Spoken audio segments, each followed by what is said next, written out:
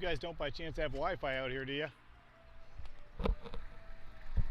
I'm getting one bar. It's on the side of the building, but I doubt it's going to be able to handle that.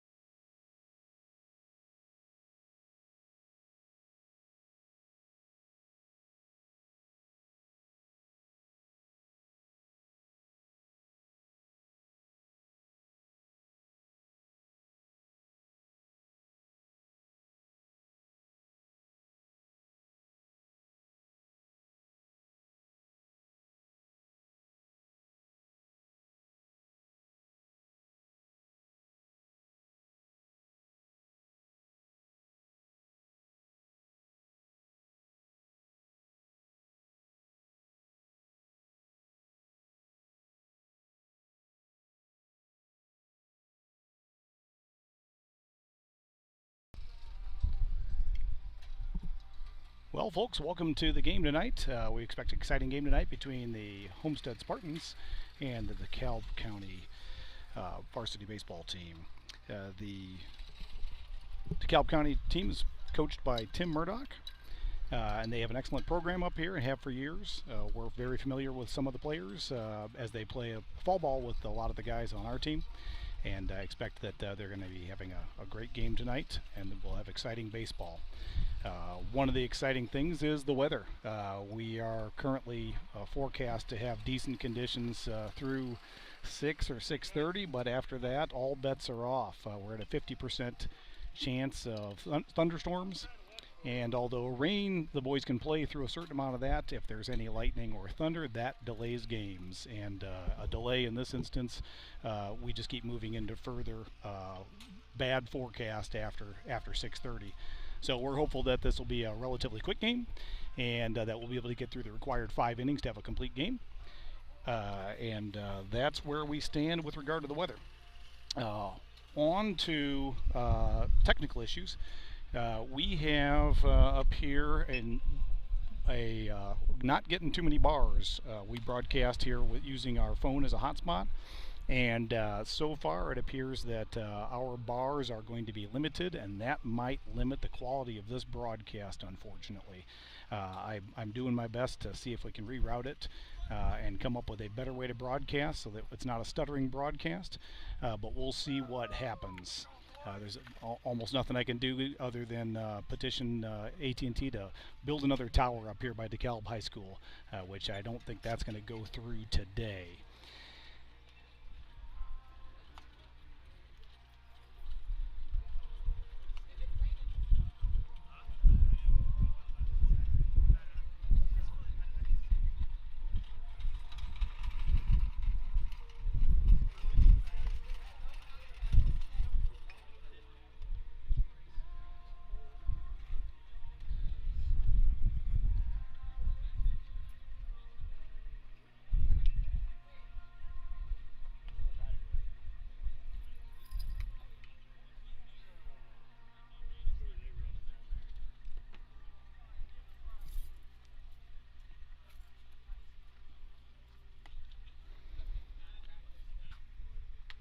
And you see the umps are approaching home plate to get the batting orders from the coaches.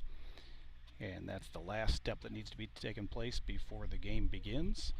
The coach of the Homestead team, of course, is Nick Bile. He's been the coach for years and years here, and he does a great job. He has a great assistant crew, which includes Coach Harkness, who also coaches football at Homestead. And so, with regard to our Homestead football players, Coach Harkness is familiar with both those players from spending the fall with them and spending the spring with them, and the players love him. He does a great job. DJ Moore is also another one of our assistant coaches. He is a coach out at Huntington University. Young guy, and the boys love him. He is a great mentor and having a great impact on the program. Our camera angle tonight, due to the location that we're going to be broadcasting from, is a little bit limited. As you can see, we look down, we're able to see the pitcher's mound, home plate, and first base, and then right field. But you're not getting second, third, and center and left. We'll do our best to track the action with the camera, but I make no promises. And with the quality of our streaming here, I'm not even sure that how great it's going to be anyway. So we're going to do our best to give you a good quality program, but we have our limitations that are not imposed by us.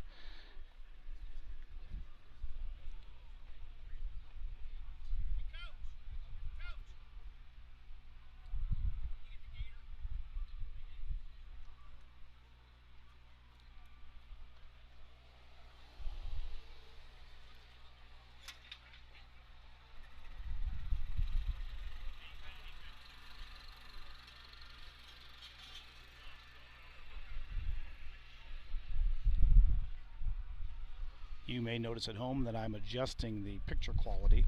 That's an attempt to reduce the amount of data that has to go through so that even though the picture might not be as good, you still get to see the game with less stuttering. So that's going to be our attempt to create the best game experience possible for you, in spite of the fact that I've got 2 bars.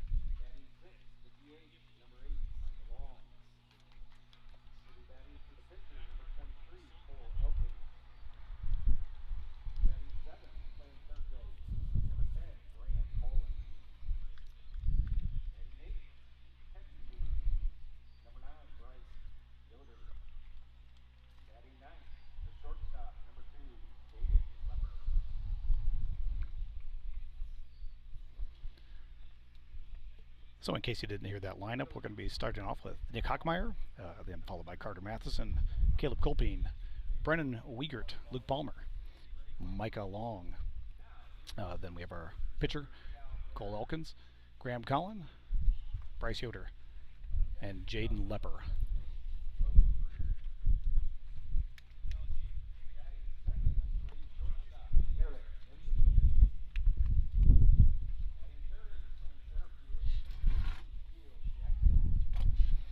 And they just announced the center fielder for DeKalb's team, and it's Steele Jackson. It's a name familiar to folks that played along the years with our team, the Thunder. Steele Jackson came in our 13U year and played with us. Excellent baseball player. He's going to be going down and play at JUCO in Florida, and we expect big things from him in the future. I know that his ultimate goal is to see if he can't move on further, even past the college level, and I wouldn't be surprised if he makes it. Good hitter, good pitcher, good center field.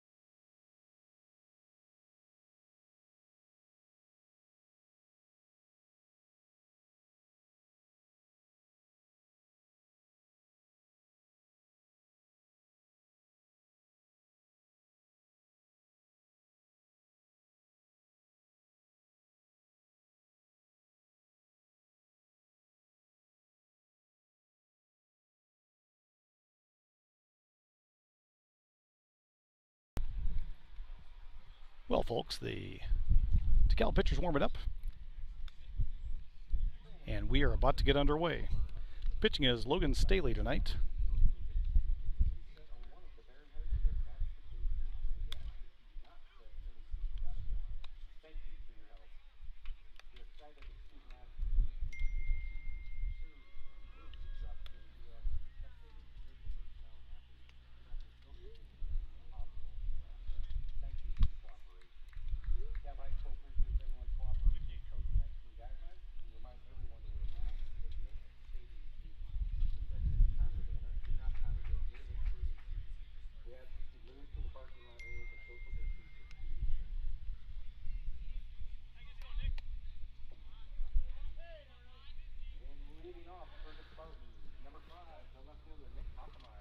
And here we go, folks. The first pitch of the game is about to be delivered. Nick Hackmeyer up to bat. He's doing an excellent job this season hitting. And there he goes with a nice little hit. Caught it off the handle a little bit, but shallow fly ball to left field.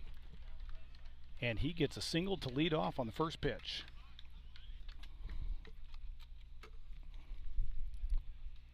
A great start to the game. And no need to introduce this gentleman, Carter Matheson, up to bat now. Carter is having an outstanding season. That's an understatement. He has got 10 home runs leading into this game, and every time he walks up to the plate, he's a threat. We've got a slight breeze. Probably won't affect the ball one way or the other, helping it or hurting it. Pitch number 1 comes in for a ball.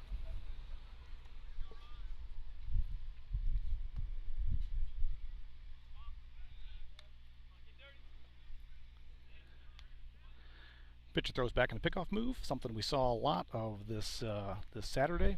Hopefully we don't see too much of it today, only from the standpoint of we have a potential for rain later on in this game, and we don't want to waste too much time trying to keep people on the bases. I get the strategic part of it, but we want to make sure we get a complete game in, and that takes 5 innings in high school baseball. And that one's in the dirt, but the catcher does a great job of keeping that in front of him. And Hockmeyer does not advance.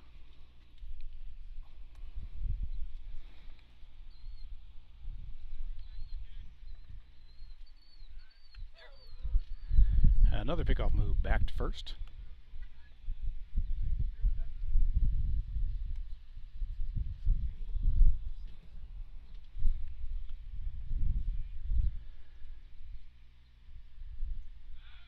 And another pickoff move back to first. If they'd do their research before the game starts, they'd see that Nick, he's a quick kid, but he doesn't have a whole lot of stolen bases yet this season. He may be going for it, but he hasn't been doing too much of that. And that's ball 2.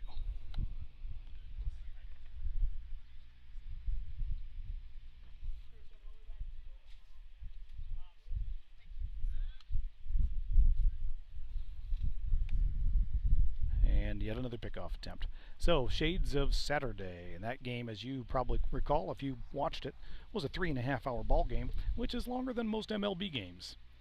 And that's 4 straight balls. Either the pitcher was having trouble finding the zone on that one, or they had intel coming into the game that Carter is a pretty darn good hitter.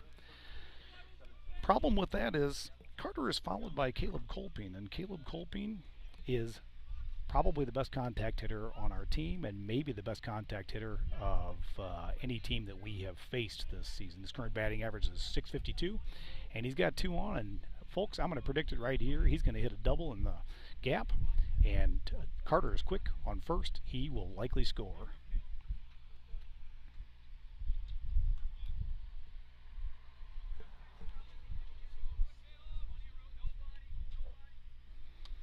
And that first pitch is low for ball 1.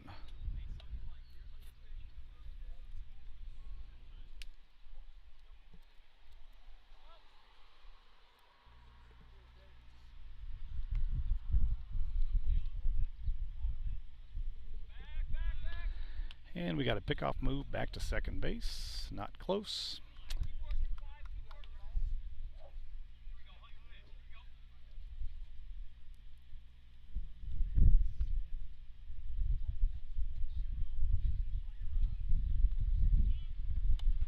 And that's a swing and a miss.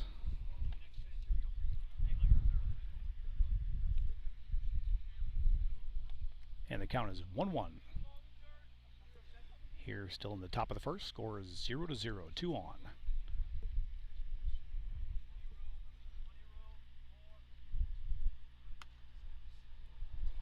And looks like that was a called ball. Puts us at 2-1. Pitcher's really trying to place his pitches close, but so far he's not having the success I'm sure that he'd hope in letting him drop for strikes. And it gets a little high pitch, and that ball is going to be fouled out on the third base side. Not playable, and that makes the count 2-2.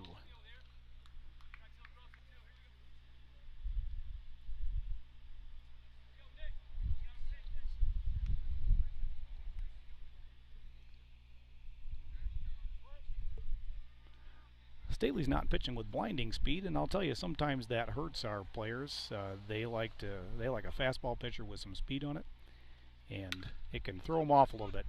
He hits a hit that is going to be a single into right. The right fielder bobbles it.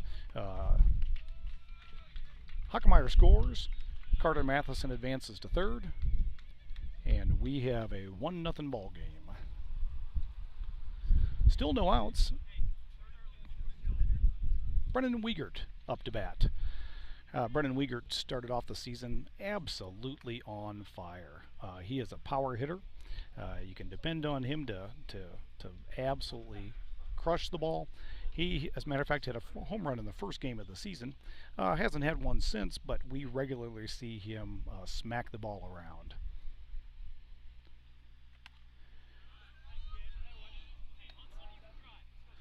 That's ball one high. We got runners on the corners. Carter Matheson, you can't see him, but he's taking a pretty good lead off of third. Caleb Kolping also taking a decent lead off of first. Wouldn't be shocked to see him steal second on this situation with first and third. And Wiegert fouls one out. Count 1-1.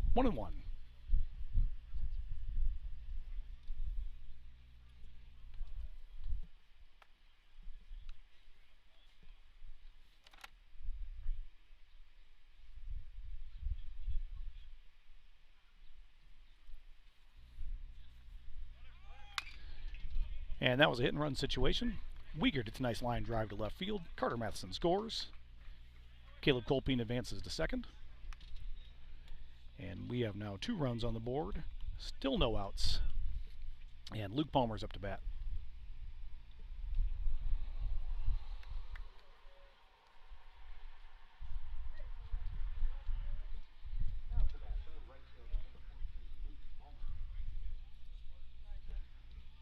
And Luke Palmer's been doing a nice job at the bat. He's a good contact hitter.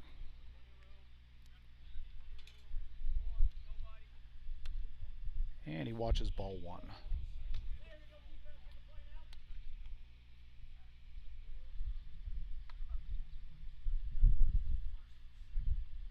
We see Mike Long in the background there on deck. He's been doing fantastic. He was out feeling a little ill. He's back to full power now.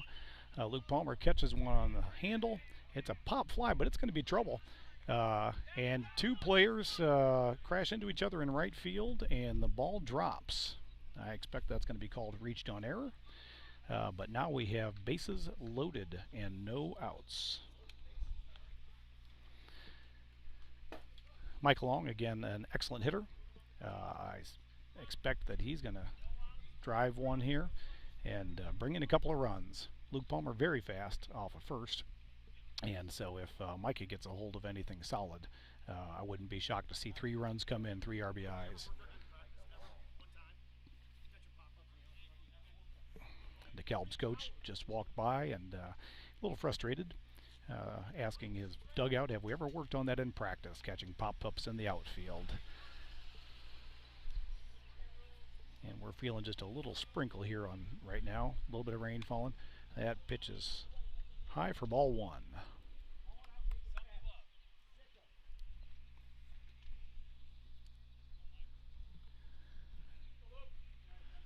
Coach Bile told Micah, look for something you love. And that's taken strike one.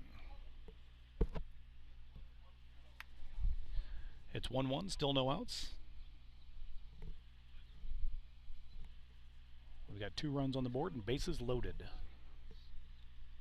And that's a ball in the dirt for ball 2, 2-1.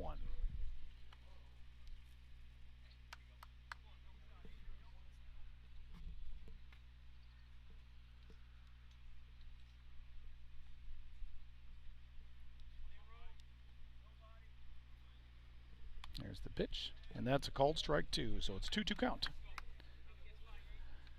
Micah's going to need to protect here. Don't expect him to watch a 3rd strike go by.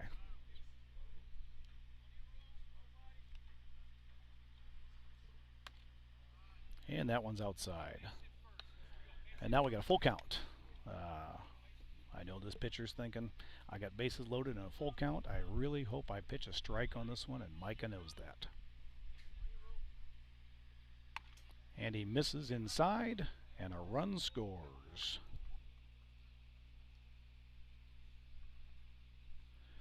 That makes it 3-0 early in this game. Still no outs. Graham Collin at bat. Graham's been doing a spectacular job this year, showing his power. And that would be a great time for a power hit. He could score 2 and maybe 3 runs. And he catches one a little on the handle, and it looks like it's going to fall foul on the first base side. Nobody makes the play on it, and that's strike one.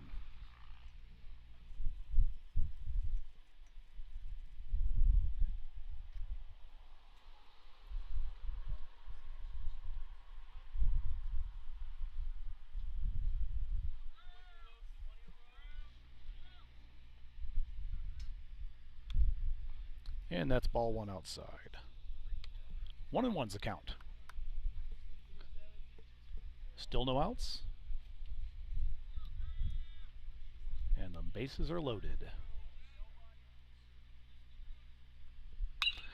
And Graham absolutely crushes one out to center field. Steele Jackson is going deep, deep, deep, but that one lands on the warning track 5 feet from the fence. Wiegert has scored. Luke Palmer's coming in. And we have 2-run score, a 2 RBI single by Graham Collin. A great piece of hitting. And this is already a big inning. We're up 5-0. Still no outs. And we've got a mound visit coming.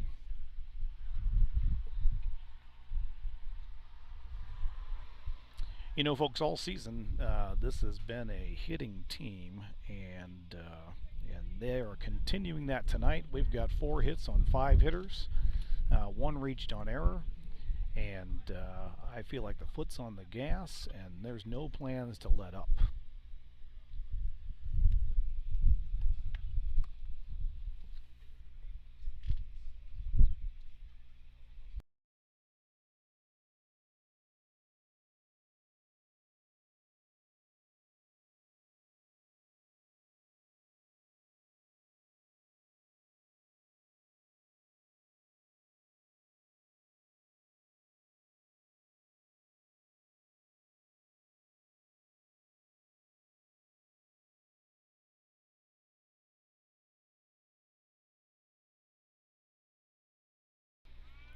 All right, that mound conference is over, and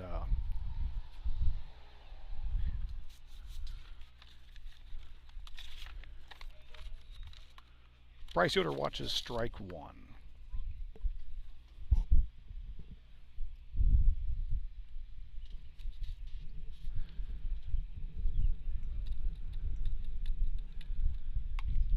And that's ball one.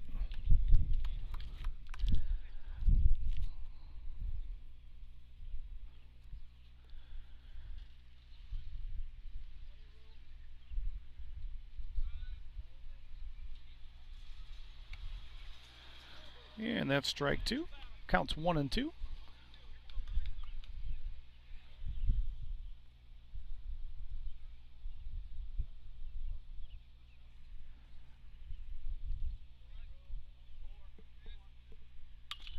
And Bryce takes one up the first base line, but it lands just foul. If that had been a foot to the left, that would have been an extra base hit.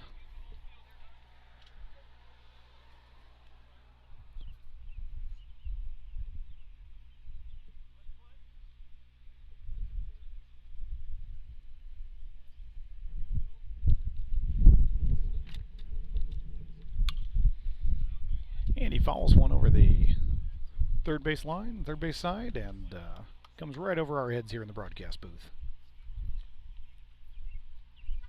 Well, as you can see in the background, the skies are gray here, and some of those clouds are looking a little bit dark. We're hoping to skate by, as I said early in the game, early in the broadcast. We're hopeful that this game would be a little bit quick, so that we get our 5 innings for sure in before the rain that is projected comes along. So far, this game is not going quick. And Yoder takes one deep center. It is caught about 20 feet from the warning track by Steele Jackson, the center fielder, and the runners are held in place. No one advances.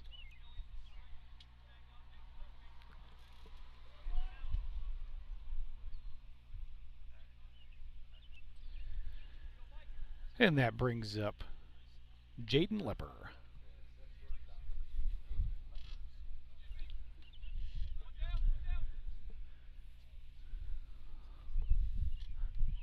Leper, like most of the players on the team, has been hitting well, hitting the ball hard. He had a stretch at the beginning of the season where he was hitting the ball hard regularly, but not getting anything out of it. He'd line drive straight at the outfielders, and I know he probably felt a little bit down at a certain point because you just start feeling like you got bad luck on your side. But then the dam broke and his hits started falling. So now he's doing a great job of hitting good solid hits. And we got to throw back to second to try and get Micah, but no luck. Counts 1-1. We got one out here, two on first and second. Graham Collins on first and Michael Long's on second. They're both taking a decent lead off. It doesn't look like they're trying to hold him on too tightly. At the same time, that catcher's not afraid to throw it back. And that was fouled off for strike two. So the count is 1-2.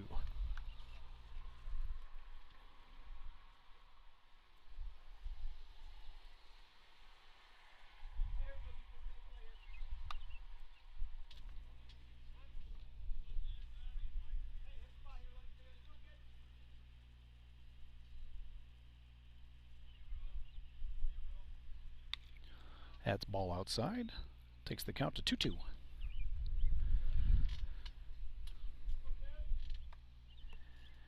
This pitcher's pitch count is quickly growing.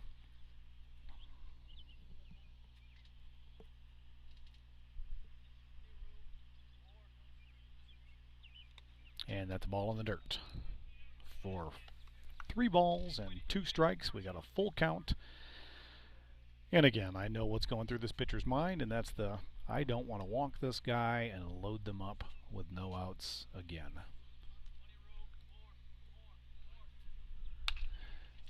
And Jaden fights one off. Foul ball down the third base side. Still a full count.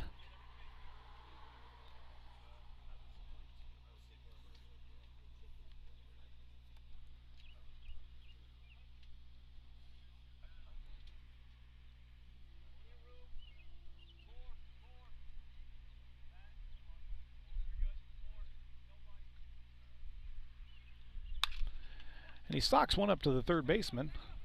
Third baseman makes the play with a tag. And Jaden gets called safe. Umpire said that the first baseman's foot pulled from the bag. So that was a fielder's choice.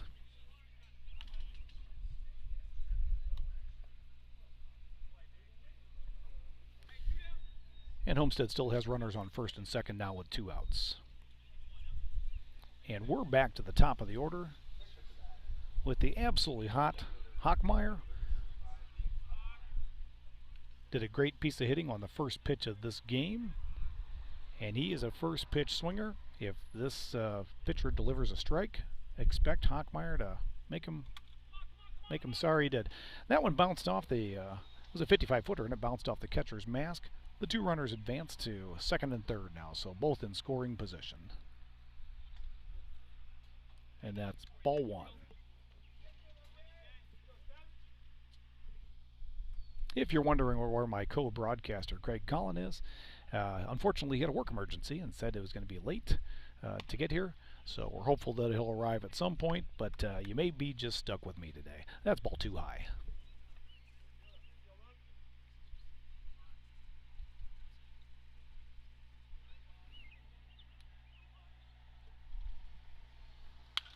And Hockmeyer catches that one, a little thin on the handle, for out number 3 in left field. And that ends the half inning. Well, that 5-run rally is brought to you by Cook's Delight Soup.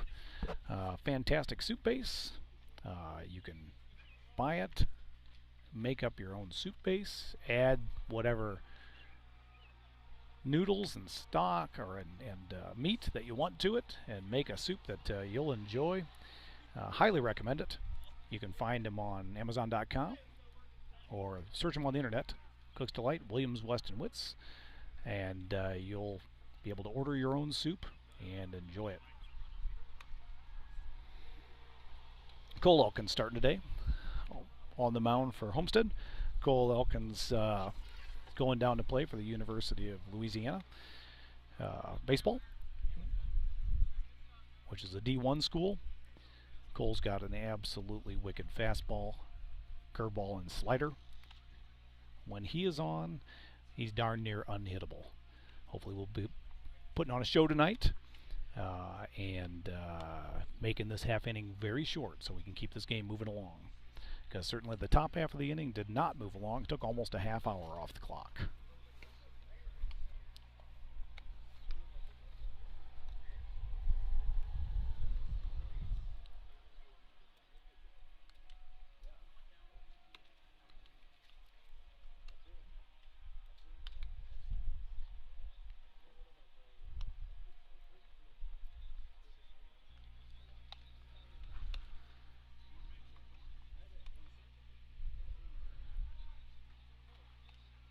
Curious out there from anybody that's watching and or listening to the broadcast. I know that we are probably not getting smooth streaming because I'm getting a message from YouTube that there's not enough video to maintain smooth streaming getting through my Wi-Fi connection or my cell phone connection. But I'm curious if the audio also stutters or if it's just the video. So if somebody can send me a message out there on that, I'd appreciate it.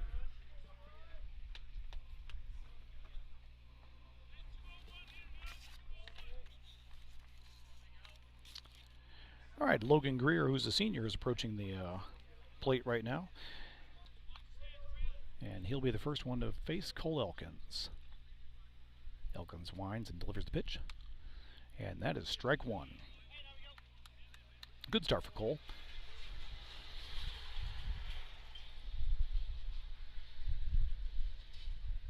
Cole gives the nod to the catcher, delivers the pitch. Throws, and looks like that one was a bit outside for ball one. 1-1.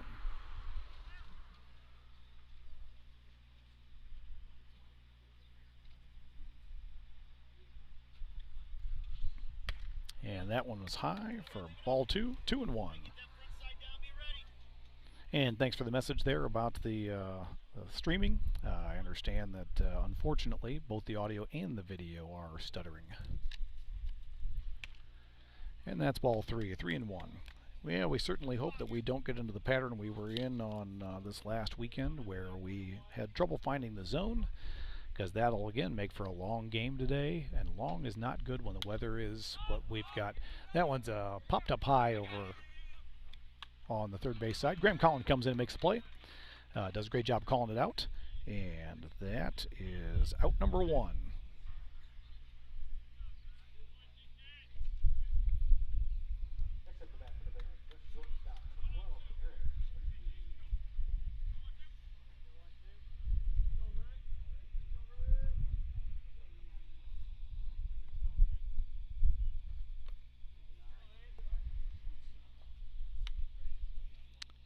And that's ball one to Aaron Emke.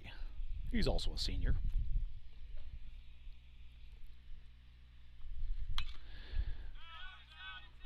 Emke swings and fouls one off. Out of play behind home plate.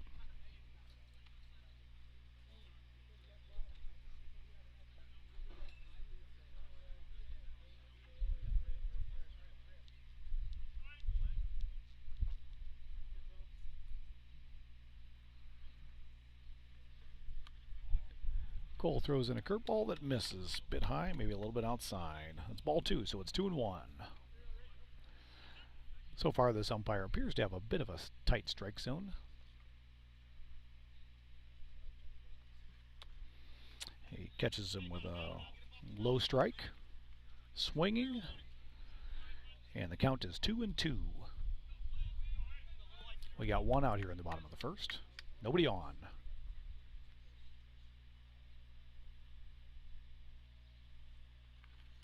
And that's it, a swinging strike three for the second out. Coming up to bat is number 14, Steele Jackson. Again, that's a name that people might remember that have watched the Thunder over the youth years. Steele's an outstanding player, an outstanding hitter. And so it should be a good matchup here between Cole and Steele.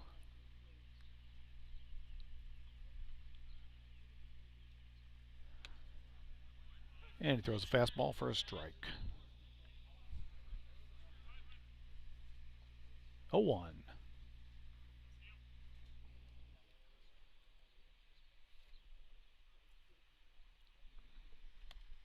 And that one's high. 1-1.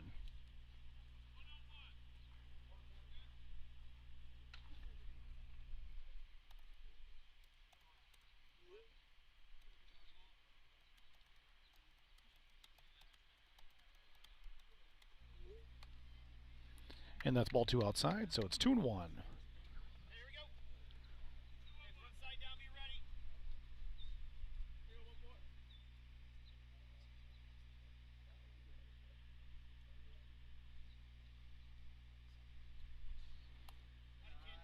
Cole shoots for the low strike, misses. 3-1.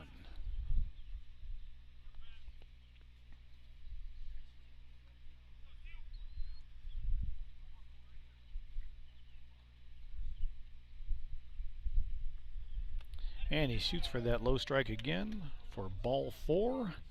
So we've got the first base run of the day for DeKalb. Nolan Knack's up to bat, number 15. Nolan Knack is another good hitter. He plays first base for DeKalb. And expect him to be a good battle for Cole.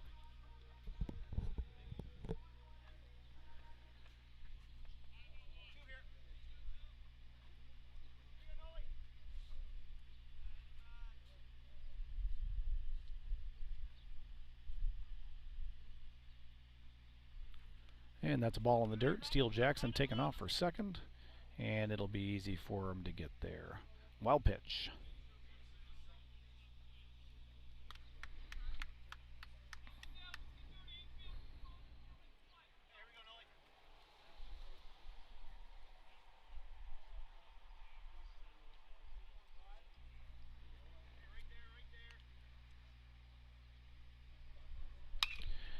Nolan, it's a nice hit, but line drive that was snagged by Jaden Lepper at short. Sorry you missed it because I wasn't fast enough with the camera work. But that was a great play by Jaden Lepper, and that brings up out number 3. Nobody scored. There were no hits in that inning, or that half inning. No hits, no runs, 1 walk, and we are headed into the top of the second, 34 minutes into this game. So the first half of the inning took us about 27 minutes, and the bottom half of the inning took us about 5. Let's hope that we can keep the game moving along on our halves of the inning, even if on offense we spend a lot of time out there on the bases.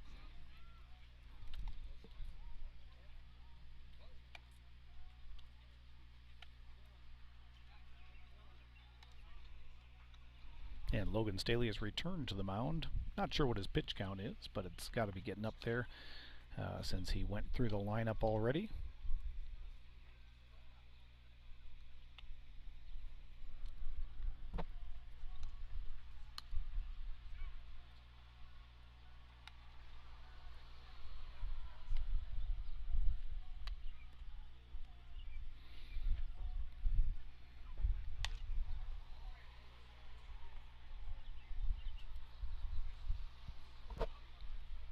So Homestead will be leading off with Carter Matheson, their second hitter in the lineup.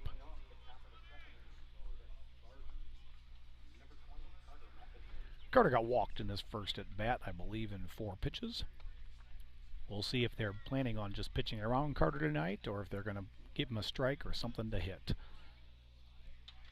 I'm sure Carter's hoping they'll at least put one over the plate for him.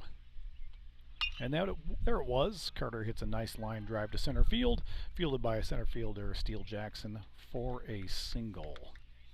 Great piece of hitting there by Carter. Caleb Colpine up to bat now.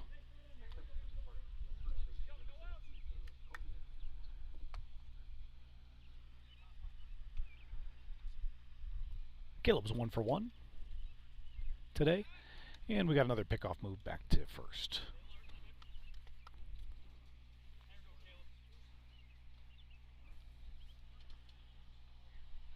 And another pickoff move back to first. At a certain point, you wonder if they're trying to keep Carter on first or if they're just trying to avoid pitching to Caleb. Throws in a little bit of a sidearm on that one. Fouled off on the third base side for strike 1.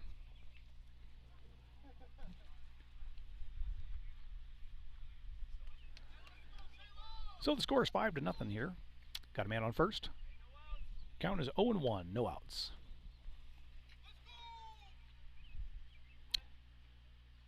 We got a cry from the Homestead dugout of "Let's go."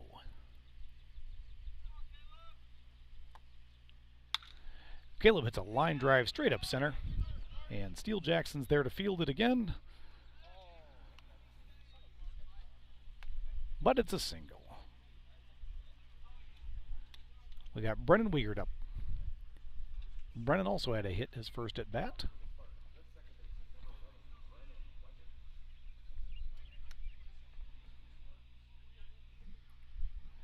We got 6 hits so far in the game. DeKalb so far has none. And Brennan watches strike 1.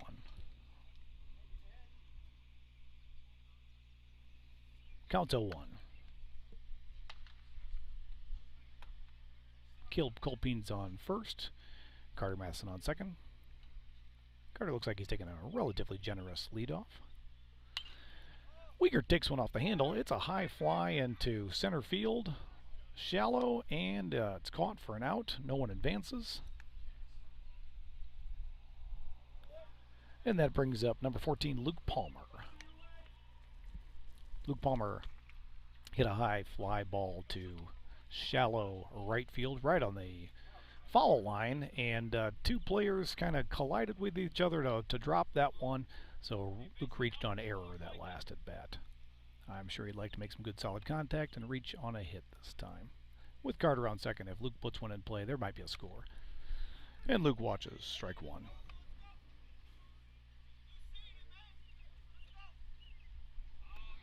Luke takes the signal from the coach, gets back in the batter's box.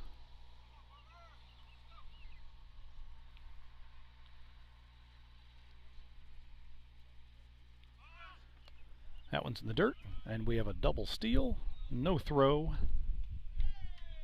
and that's 1-1. Counts 1-1, 1 out. Men on second and third now, both in scoring position. See if Luke can't put one in play to get those runs in. And it was a bit high. Umpire calls it a strike. So I see Luke choking up just a little bit for his 2-strike approach. Now he's got to protect.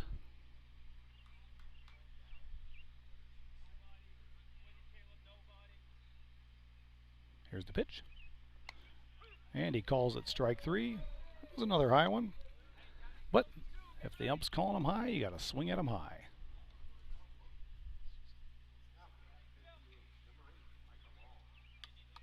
And Michael Long's up to bat. 2 outs, 2 on.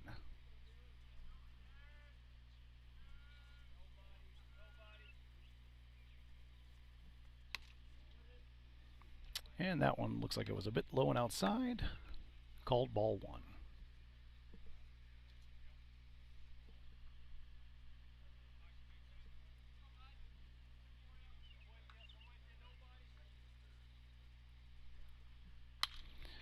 Micah hits a long shot to center field, and that one is going deep.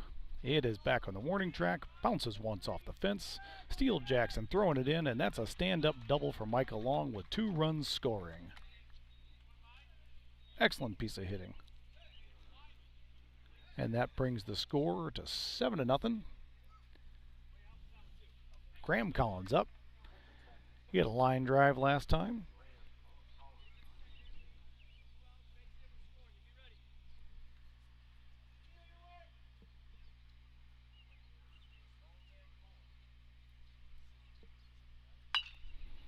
And Graham was just a touch early on that one. Fouls it on the left field side.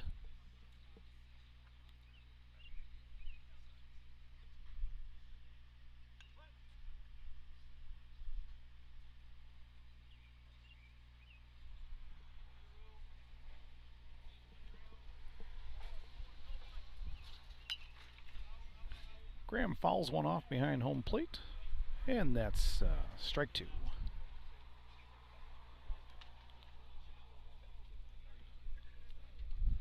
Counts 0-2, 2 outs. 2 runs in, man on second. That's Mike Long.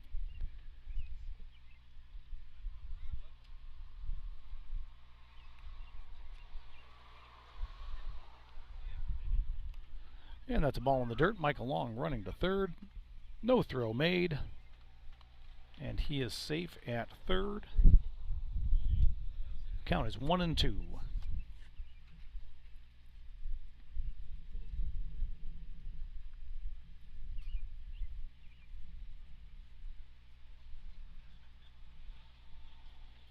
Mike is taking a big lead. Pitch is low for ball 2. Counts 2-2.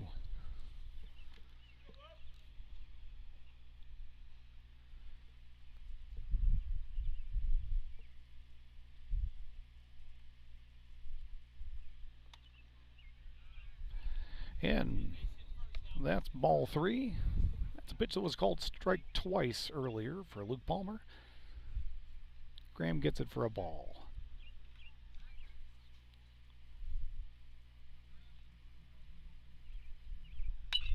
And he catches one off the handle, and it's caught by the third baseman.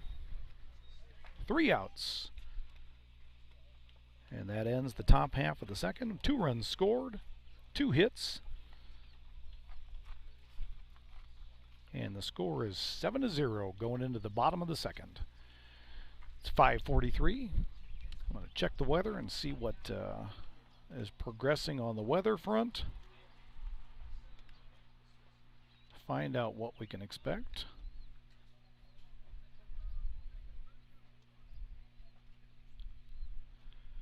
Well, the hourly forecast puts us at a 50-50 chance at 6 p.m. That's 17 minutes from now of thunderstorms, followed by a 77% chance at 7 p.m. So this is a game we hope they'll keep moving fast at this point, because we've got to get in 3.5 more innings to get a complete game. I'll give you a quick look at the radar. We are the blue dot, and you can see the rain is creeping our way.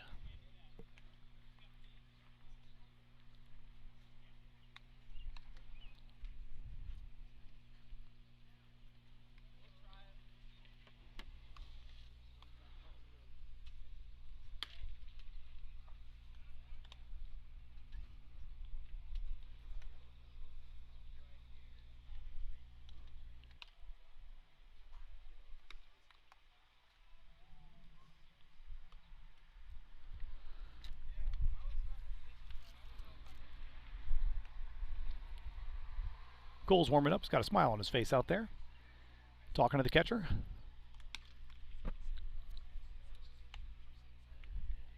And you know why he's smiling, and it's because he's got good defense behind him, ready to make the play.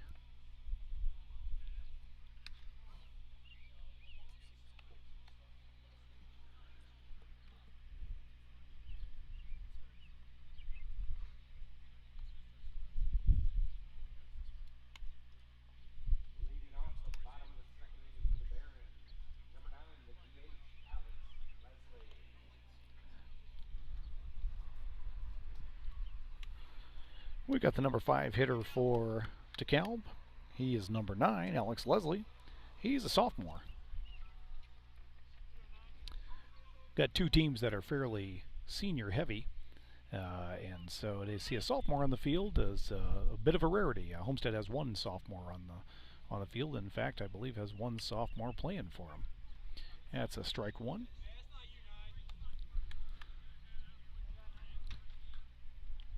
And that's a call I think Cole will hope to get throughout the rest of this game. He's a low strike pitcher. And some umpires call that and some umpires don't. And when you're a low strike pitcher and you got an ump that doesn't call the low strike, it can spell trouble for you. There's a good solid contact, and Luke Palmer makes the play out in right field. That could have been a gapper, but it stayed up just a little too long, gave time for the Luke Palmer to get under it and make the catch for out 1.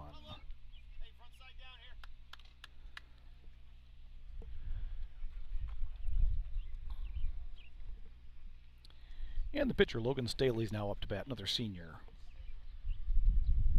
He had a long first inning on the mound. The second inning not so bad, but 2 runs did come in. I'm sure he wants to help his cause if he can. Cole tries to shoot that low strike, misses by a bit. 0-1. Oh, 1-0.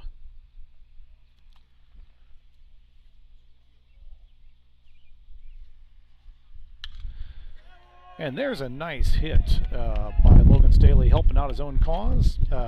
It drops short in center or in right field for a base hit. And that breaks the seal for DeKalb. They've got a hit in this game now, so there goes the shutout.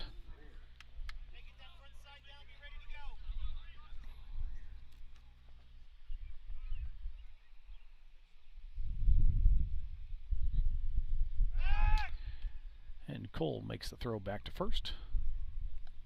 Hopefully he won't make too many of those. Not from the standpoint of not trying to get the out, not playing good defense, but from the standpoint that we don't have a lot of time left, I think, until the rain reaches us. And that was a nice move back, but Logan, quite frankly, just isn't leading off that much, and so it's not much effort for him to get back there.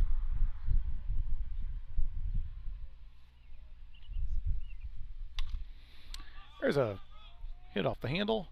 Caleb Colpine trying to make the play, but can't get back there quite in time. It drops foul. Counts 0-1. 0-1, 1 out. We're in the bottom of the second. The score is 7-0. The hitter is Caden Greer. He also is a senior playing for DeKalb. Cole drops in a nice off-speed pitch for a strike, and that takes it to 0-2. Greer's wondering what he's going to get next, and I expect that he's going to get another curveball.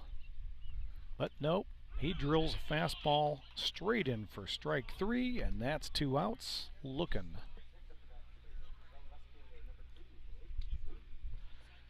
And that takes us to Blake Luty. And my co-announcer has arrived. The work emergency is settled, and we're going to plug him in and get him on board here. And Cole throws in a ball a little bit low.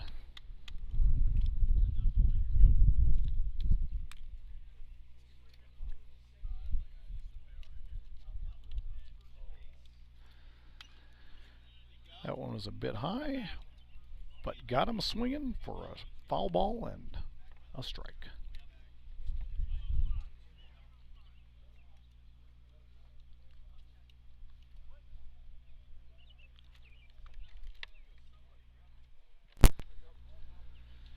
Well, welcome to the broadcast, Craig. How you doing tonight?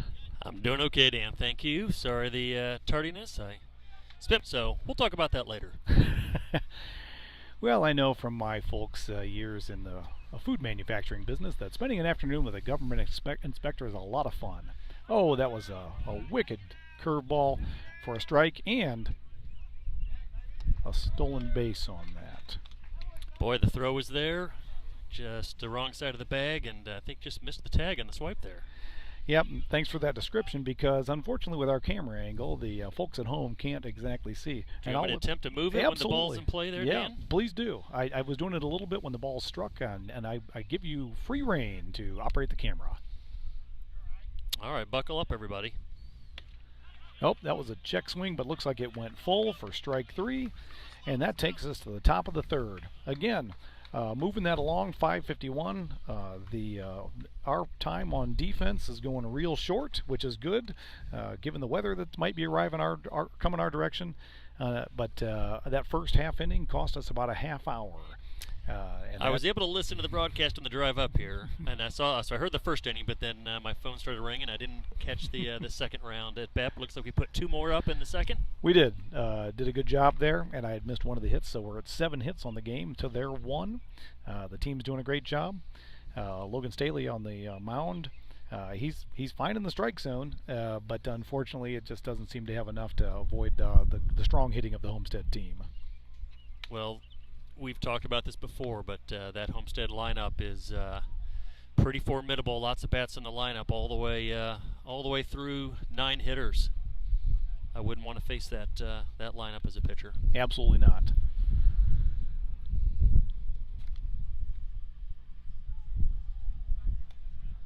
And we're at Bryce Yoder. He's the 8-hole hitter on the team today. Okay. Bryce getting another start at catcher, looks like. He is. Doing a nice job back there today. He had a long day on Saturday behind the plate. It was a long day for everyone. I don't care which position you were in. Well, you talk about pitch counts for pitchers, but catch counts. He had quite a number of pitches to catch back there, and just spent a lot of time in the crouch position. Yep, and that's got to be tough. Hopefully, he spent a lot of time working on the squats in the off season to build up those quads. Absolutely, looks like he's still has the blonde hair. Yes, he does. From the dye job a couple weeks ago.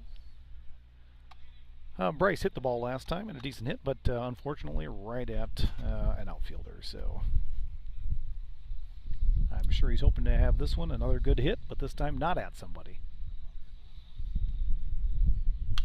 And there it is. He hits one into center field, and Steele Jackson unfortunately gets under it for out number 1.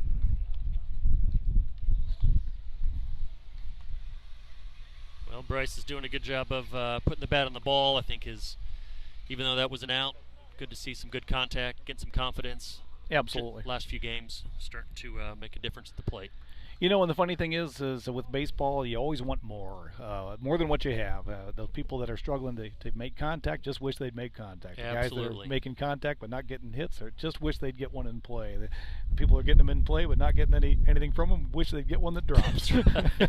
It's never ending. It's never ending. Unless you're putting it over the fence every time. That's right. You always want more. And that was ball 1.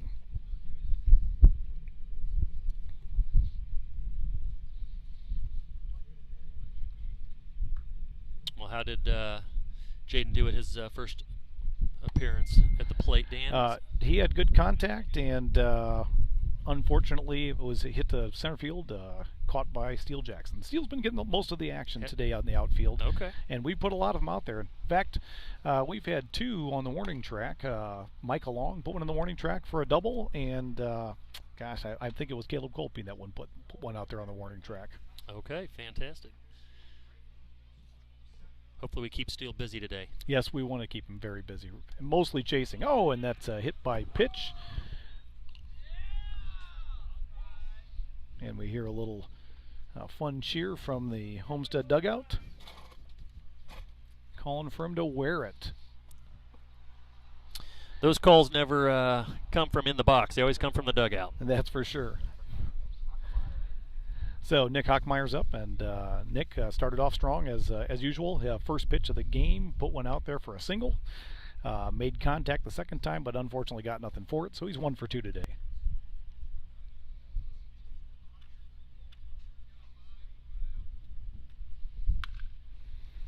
And he swings and puts one foul in his own dugout.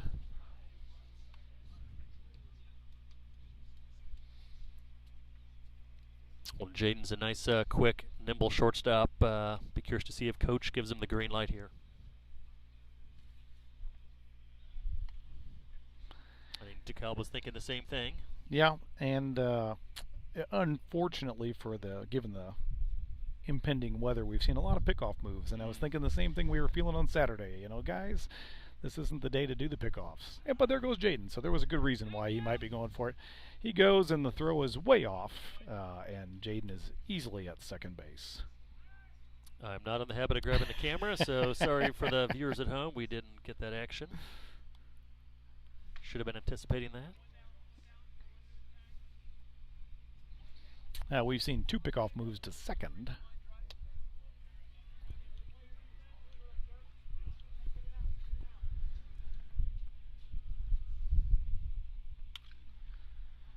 And that was the 1-1 pitch, and that takes us to foul ball to 2 strikes. So it's 1 and 2, 1 out. Jaden Lepper in scoring position on second. Jaden's pretty fast. I anticipate that if Hawk puts one in play for a hit, that Jaden might just score. Yeah, I'll do like the Homestead base runners. They're usually pretty aggressive.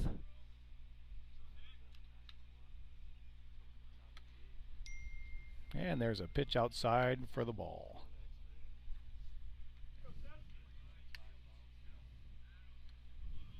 Yeah, and you probably heard in the broadcast earlier, Craig, that I have 2 bars on my phone. I don't know if are you on Verizon or AT&T?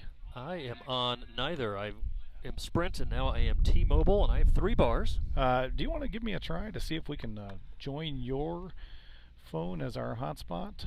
Be glad to do that. Why don't we do it at the half inning Sounds so we good. don't interrupt the game broadcast? Because we're getting a stuttering video for the folks at home. Nick reaches out and snags that one, hits it off the pitcher. Unfortunately, he is called out at first, but he does advance Jaden to third, so at least he advanced the runner on that. That's 2 outs. Yep, that's successful at bat. Move the runner over with less than 2 outs. So now we have a scoring opportunity here with some gentleman named Carter Matheson, Dan. Yeah, they seemed to pitch him around in the first at bat. He had 4 straight balls, but the second one at bat, they threw him a strike right off the bat. Oh, there's a pass ball at home, and an easy score for Jaden Lepper. And that takes the score to 8-0. And we have ball 1. No strikes to Carter. Carter's got a good smile looking at Nick Bile. Probably thinking they're probably laughing to each other that Carter just got robbed of an RBI. You know, I was thinking the same thing. Surprised you didn't give Jaden the hold up sign. Just to pad the stats. And that's another high for ball 2. Definitely nibbling at the edges. Carter in his second at bat, that first strike, hit a nice line drive to right field for a base hit. And that's another one well out of the zone, which makes me think that they aren't planning on giving him a strike. Not. You know, I did watch a home run by Mr. Tatis from the San Diego Padres who hit the ball outside the zone by about 6 inches. And if there's one player on our team that I wouldn't mind swinging at something just outside the zone, it might be Carter. He's hit one to opposite field out this year already, at least one. Yep. No, and I would have green-lighted him on the 3-0. And they do deliver him a strike, and he gets on it a little bit early. It was off-speed pitch, and he takes it well south of the first base line. And we got full count now. There's about 4 cars parked down the right field line that is quite in a precarious position there. Yeah, I suspect that they're dancing with the devil over there. And Carter sneaks one there off of the second baseman's glove, and the second baseman goes down. Probably got a little ridge out there just leading into the outfield that it looks like he fell over on. I would agree. That back foot looks like he tried to plant and was a little lower than where his left foot was. Lost his balance. And that one's going to be marked reached on error. So we've still got 2 outs, and I suspect we're about to get a new pitcher. Logan's got to have thrown 70 pitches by now. And while we are switching pitchers, we're going to try and switch to Wi-Fi hotspot to see if we can get a better signal so the viewers at home get a... Does yours have a 19-mile long secret code that I'm going to have to put in? No, should be... just available for joining? Well, you know what? I do have a code. Instead of broadcasting the code, I will let you know what it is. And I don't know what the name of your phone is there. Okay. Oh, iPhone right there. No, that's not me. Oh, that's not you. That's what your personal hotspot. Oh, there we go. Should be Craig's iPhone. See it? I'm gonna turn it off, turn it on. Right up at the top there. And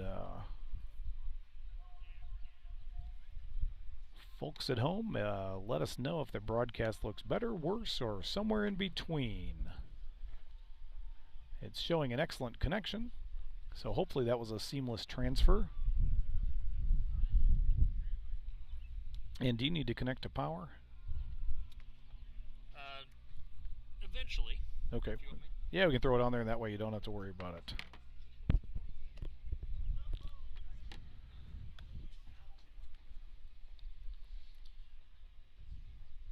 Dan, I did my part to ensure the rain would stay away. Brought a rain jacket and 2 umbrellas. Excellent thinking. Because I made the mistake of leaving my raincoat in the car, which was an obvious invitation. Yes, it is. Well, hopefully I have us covered. All right, Caleb Colpeen's up to bat. We got a man on first. That's Carter Matheson. He can be quick on the base paths, so I expect we're going to have a couple of throwbacks. Our new pitcher is number 16, Isaac Sloan. He's a junior. He throws his first pitch in for ball 1. Tall right-handed pitcher.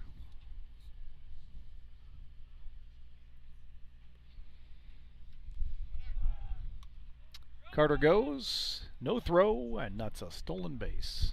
All right, I'm getting a little better with my camera operating skills. And that was ball 2. And if you want, you can look at this screen actually. Your choice. This one Okay. tracks with it on real time. And it might be a little easier to see than the little screen on the side of the I might camera just there. do that. And that's a pitch thrown in for a strike, called strike.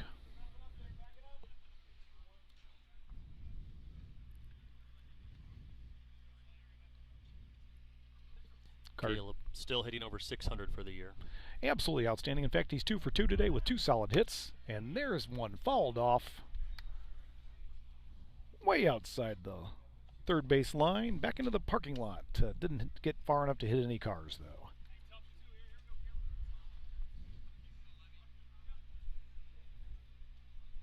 See Coach Moore over there coaching first base.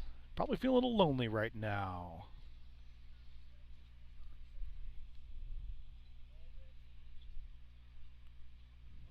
Pitcher looks back, and he throws the pitch, and it's in the dirt.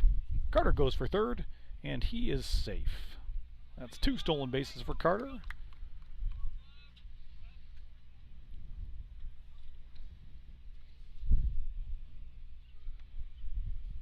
All right, Caleb, do your job here, bud. Counts full. And he does. Caleb just absolutely tattoos that ball right in the alley. Between right and center, it's going to be a stand-up double, scoring a run. I don't even know how many hits he has on the season at this point, but I suspect it's 33.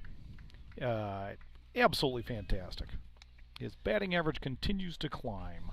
He just knows where to find those alleys, doesn't he? Yeah, absolutely.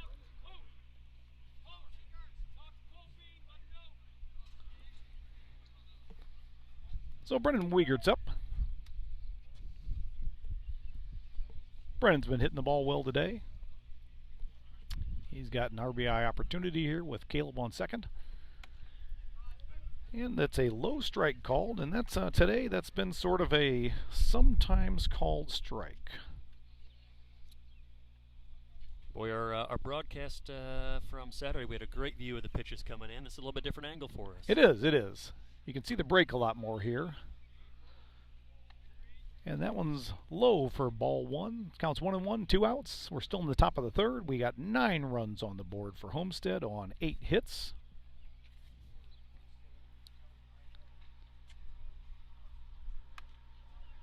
It looks like that one was a bit inside. Yeah, he seems to be working inside on Brennan. Not sure if that's on purpose or not, but I'm pretty sure Brennan's quick enough to turn on this.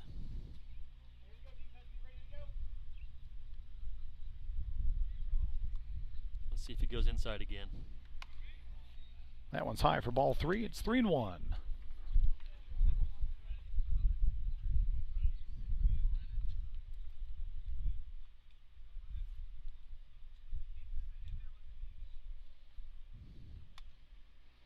And he walks him. Yeah, he 3 of those pitches were inside there. He was really trying to work that inside corner, wasn't he? So the bases we got at first and second. Luke Palmer comes up to bat.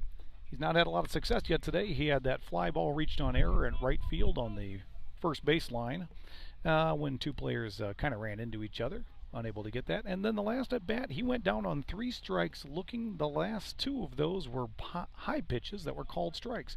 We'll see if they aren't going to have to bother with trying to decide whether to call those balls or strikes. Gone. Because that one just went out of the park for a 3-run homer. I'm sure Luke's happy with that hit. It'll take the sting out of watching 3 pitches go by the last time There's called a smile. strikes. He got all of that one.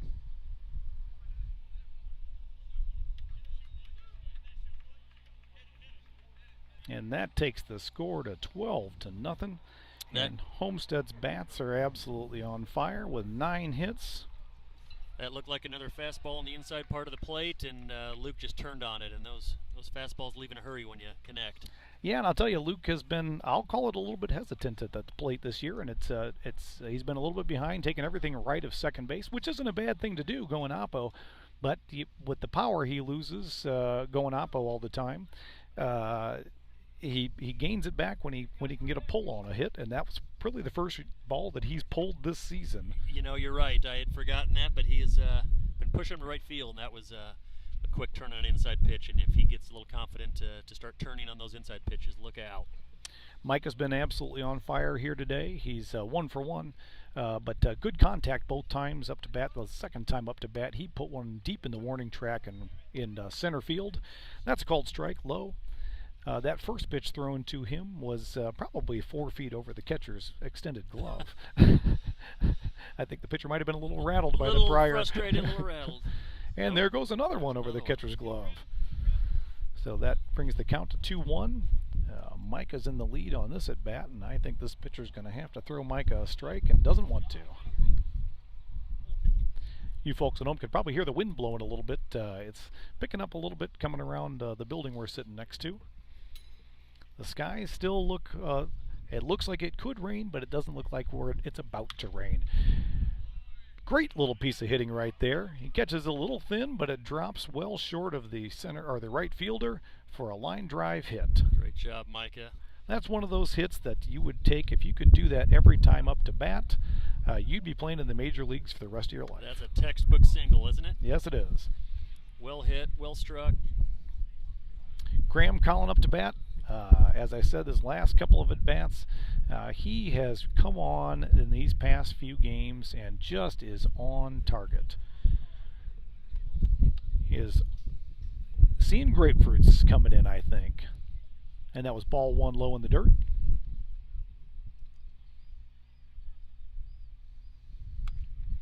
Another inside pitch. And that's ball 2.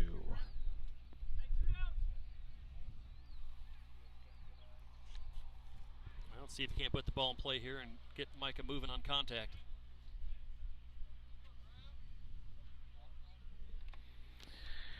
That's a 58-footer for ball 3.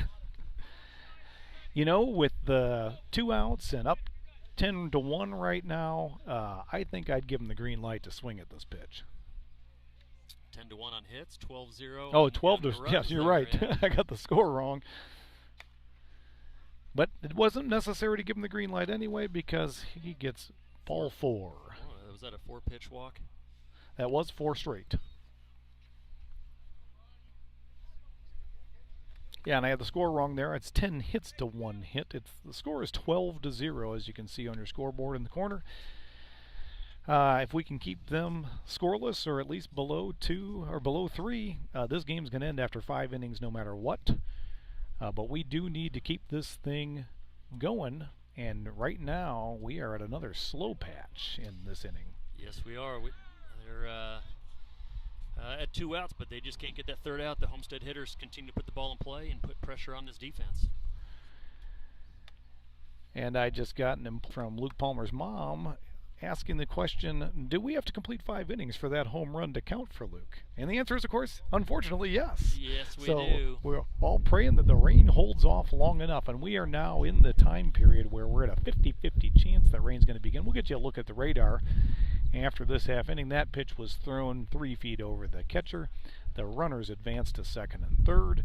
We're still here with 2 outs, and I am sure this DeKalb pitcher would like to get that 3rd out so he can sit down. Yeah, unfortunately, we've already had that situation this year with Carter Matheson, one of his home runs that does not count. That is correct. Because we could not complete that game at Parkview Field. Yep, he's got 10 official, but we all know that he hit 11. Unfortunately, that game only went 2.5 innings before it got rained out, and so he didn't get credit for that one. And that one, I think, stings probably more than most because he was on a professional field. He was on a minor league ballpark, and he put it out of the park, and he doesn't get credit for that one. Now he hit one out in game 1. That's true. Count, and that was the opposite field hit. That's the moral victory. He right. got credit for one of his home That's runs right. out of that minor league Would have been park. nice to have both of them, but Yes. hopefully we don't need to worry about that today. I keep looking over my shoulder and looks about the same. I haven't seen. I'm a little nervous to check the radar, but since I'm plugged in as the Wi-Fi, maybe Danny will check the radar and see what we're looking at. Let's have a look and see where we are. That mound visit's over, and you can see, folks at home, that the rain is starting to creep up to us. It is. There's a narrow band that's near us, and I'll bet we have at least a good half hour before anything really starts to hit us here. Let's hope we get more than that, because at the speed these half innings are being completed, we're going to need more time than that. Bryce Yoder's up to bat, and he fouls off that pitch. The coach was, I think, trying to buy a little time because they've got another pitcher warming up in the wings. And so in the event that this pitcher can't get the out, they may well bring in somebody else to see if they can. Runners on second and third. We got Graham Collin on second and Michael Long on third. Bryce Yoder up to bat. And he fouls off another one, goes straight over our head, heading for the parking lot, and doesn't quite make it there, so no damage to any cars. Yeah, Bryce is yet another lefty in this lineup. And we've got a crazy number of lefties, don't we? And they generally eat up right-handed pitching pretty well. Yeah, Homestead's got 6 outfielders on their staff, and every single one of them is left-handed, although one of them bats right-handed. That's a pass ball for another run scored, taking the score to 13-0. You know, it's always interesting, Dan, to see what some of these teams throw in terms of pitching against us, since we're an out-of-conference team. So wasn't sure if Steele Jackson would get any time on the mound today, but doesn't look like it. Well, as I understand it, these folks played last night. I think they played Leo. No, that was Norwell that played Leo last night. And Bryce is walked. And sorry that my count was a little behind there for you folks, but that was ball 4. And that puts runners on the corners. Bryce Yoder just substituted in. He's a catcher, so we got a courtesy runner over there on first, and that's Braden Hardwick coming in. Braden Hardwick, and we all know Braden Hardwick from football, certainly, because he's an absolutely fantastic running back. 2 seasons ago, he looked like he was going to break every record in the book, and unfortunately in Game 7, had an ACL tear. Yeah, that was unfortunate, and he missed last year's baseball season because of it. Yes, he did. But he worked hard to get himself in shape, and there's a hit down the third base line. It is fielded and thrown to first in time for the out, and that ends the half inning. And I feel bad for Jaden Lepper on that, but frankly, we needed to get that out to get this game moving along. Yes, we do. We need to start swinging about every pitch. If we want to get credit for this one. Yes. That's 2.5 innings down. We're halfway to our destination. And it'll only taken us an hour and 15 minutes to get there. I'm not sure we got another hour and 15 minutes to No, I don't think we spare. do. I don't think we do. So hopefully Cole can continue to pound the strike zone and make our time in the field short and get back to the plate and keep the game rolling here, Dan. Yes, sir.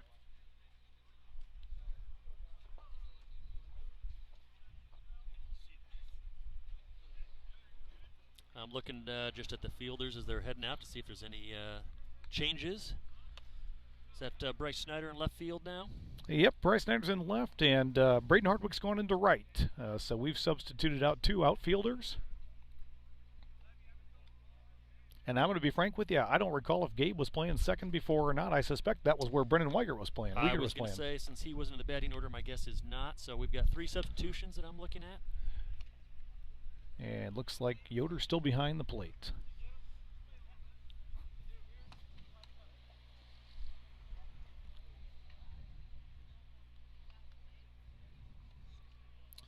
Glad to see Bryce getting some more time behind the plate. He's a good young prospect. He's as a sophomore done a great job. He can play infield. He's a real utility player.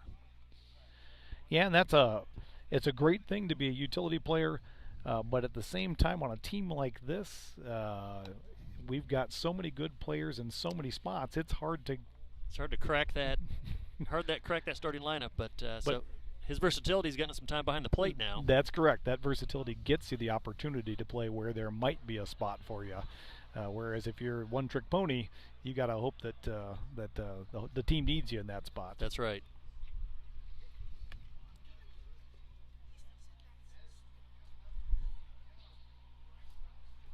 And we got number 10, Bryce Dobson, coming up to bat. He's another junior on the team for DeKalb.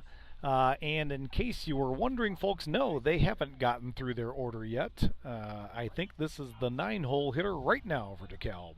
So they've had 4 people up to bat in each one of the first 2 innings. 1 person reached on each one of the 2 innings.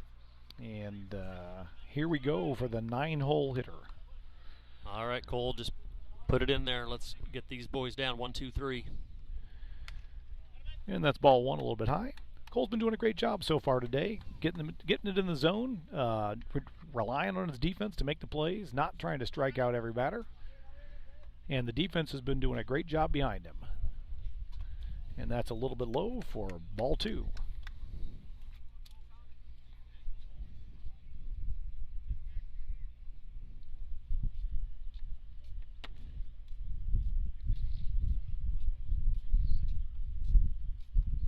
There we go, Cole. That's right down the pipe and watched for strike 1. So we're bottom of the 3rd here. It's 13-0. I know Cole's got several pitches, but I'd just like to see him pepper the strike zone with fastballs right now and see if anybody can hit it. And he just did that again, yes, didn't he? Yes, he did. That one was a at the knees strike. 2-2. What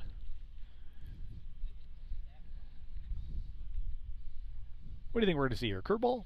I hope we see another fastball. And there it is, fastball high, and the batter held back. He looked like he was thinking about that one. And at the end of the day, I think that's Cole's best pitch is the fastball. So I think we'll just see it again here, especially at the bottom of the order for DeKalb. But I don't think we need to get too tricky. Just put it in there.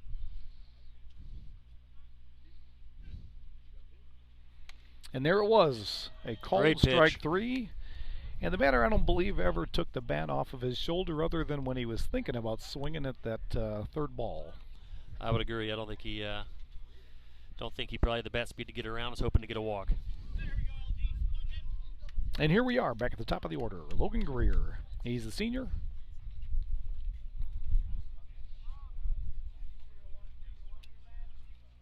And he's 0 for 1 today. He did put the bat on the ball last time, but it didn't actually get him anything. That's ball 1.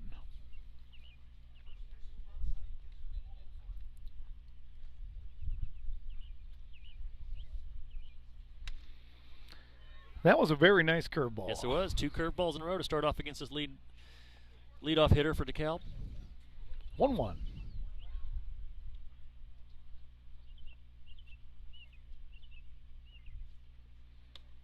And he goes for, was that a curve or that slider? Was another, well, you know, from our vantage point, it's hard to tell. So that's his. But it's called ball, so that's 2-1. Nice pitch, didn't tempt him though. We'll call it a slurve. Call it the slurve. And that one was high, almost out of the reach of the catcher. 3-1.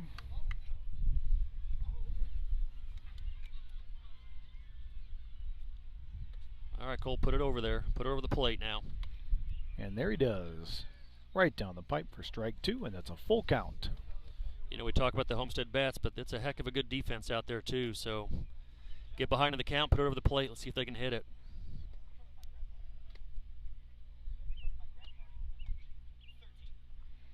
And that's it. Oh, I'm surprised that was not called strike 3, but it was not. It might have been just outside or off the plate, but from our side vantage point, it looked yes. like it was a great pitch. I think I saw Bryce, the coaches were asking Bryce where it was, and he did indicate that the umpire thought it was a little high. The umpire's not aware of the rain coming. And I'll tell you, early on in this game, he had a tight zone. And that's ball 1. Well, hopefully this is the one obligatory batter that we will allow on the base, and that we'll get the next 2 guys out. So we talked about this last time, Dan. Have we got a good infield turn 2 play recently? I'd like to see our infielders work on that a little bit. I'm pretty sure we have 2 on the season. We got 1 this weekend, but that's it. You might have actually had to leave the game before on the second game, before okay. And you might have missed our double play this weekend. All right, was that up the middle to the shortstop, second baseman? It was second base. think our count is 3-0. You know, sometimes I wonder if our pitchers don't feel like they have to take the whole burden onto themselves and strike guys out instead of letting the defense do the work. I 100% agree. I think that is something that our pitching staff hasn't quite evolved to yet this year. You know, it's so competitive for innings with pitching. I think they feel like they need to do their part for strikeouts when you're right. I'd love to see more guys put over the plate, just keep it low and let the defense do their work. He misses on ball 4, and that's 4 straight balls. That's just more opportunity for a double play at a couple different bases now, Dan. And maybe that's what he's going for. Let's go, Homestead. We don't want to fall into the walk dilemma. No, we don't. As I feel the temperature starting to drop a little bit. Yeah, you feel like the front is coming in. He opens up with a curve and misses with it. Ball 1. You know, I don't mind seeing the curve ball from Cole if he's missed with a few fastballs just to reset himself a little bit. And that wasn't a bad pitch. No, that was close. That was probably just a tad low and maybe inside, but it was close. And he misses high with the fastball. Ball 2. All right, come on, Cole. Bear down here. DJ's coming out. Coach Moore is coming out to talk to Cole a little bit. I think to give him a little tip on maybe how far he's going in with his leg extension. Yeah, it's always love to have Coach Moore mic'd up for some of these mound visits and see if he's talking strategy, talking technique, or distracting him a little bit with a dinner idea. Could be any of those things. You never know what the pitcher might need to hear. And you know, we got a shotgun mic here in the game today on top of the camera Yes. that we could have pointed at it and tried to pick up that conversation. I'll try that next time. Well, it's not going to help because I couldn't get the shotgun mic working. I Oh. did not get it all working Got at it. home, and so I tried to get it set up here today when we arrived. And it looks like Coach Moore's visit to the mound helped out a bit with strike 1. So it's 2-1. 1 out. Bottom of the 3rd. We got 2 on first and second. They aren't taking big leads, and I don't think that's a big concern for anybody. And there's ball. Yoder keeps it in front of him, and that's 3-1 is the count. Looks like the Homestead bullpen's starting to warm up a little bit. Who do we got out there I warming think up? that's Carter Dixon. And Carter is generally behind the plate, but we've seen him pitch in a couple of games, and he does a pretty nice job. Boy, he's got a big arm. He catches him with a high ball that the batter helped him out with on that one. He did. You know what? He took something off of that. So a little change up or just slowed down a little bit maybe. Maybe that was something Coach Moore talked to him about is you don't need to throw it 90 every time. Let's slow it down. Just get over the plate. You know, and that's something some of the great pitchers learn. It takes a while, I think, because you want to be a fastball pitcher and you want to throw it hard. But if you have multiple speeds on your fastball, that can be more effective than even having a good curveball. Absolutely. I mean, I think the pitcher's number one job is to disrupt the timing of that hitter. So That's strike 3 watched. And the batter, I don't think, is happy about that one. And Steele Jackson, he had thrown his bat and started his way to first base, and he's given a little bit of a smirk as he heads back to the dugout. Yeah, he didn't like that call. That might have been right there in the corner, looked right at the knees, but from our vantage point, we can't really tell if we're across the plate there or missed, but Steele wasn't happy. And Craig, I was talking earlier in the broadcast about Steele Jackson. Well known to us. He played on our teams. Thunder alumni. Yep. And I even wore my Thunder hat today for. Fantastic. And I called down to him before the game. And Are said, Steele's parents here? I haven't seen them, but I've been sitting up here hidden behind this building here since before the game. It's always fun to catch up with. That ball hit the dirt about 6 feet in front of home plate, bounced off, and the runners advance on that. And folks at home, sorry I haven't been keeping up with the count here, but that's 1-1. We got 2 outs here.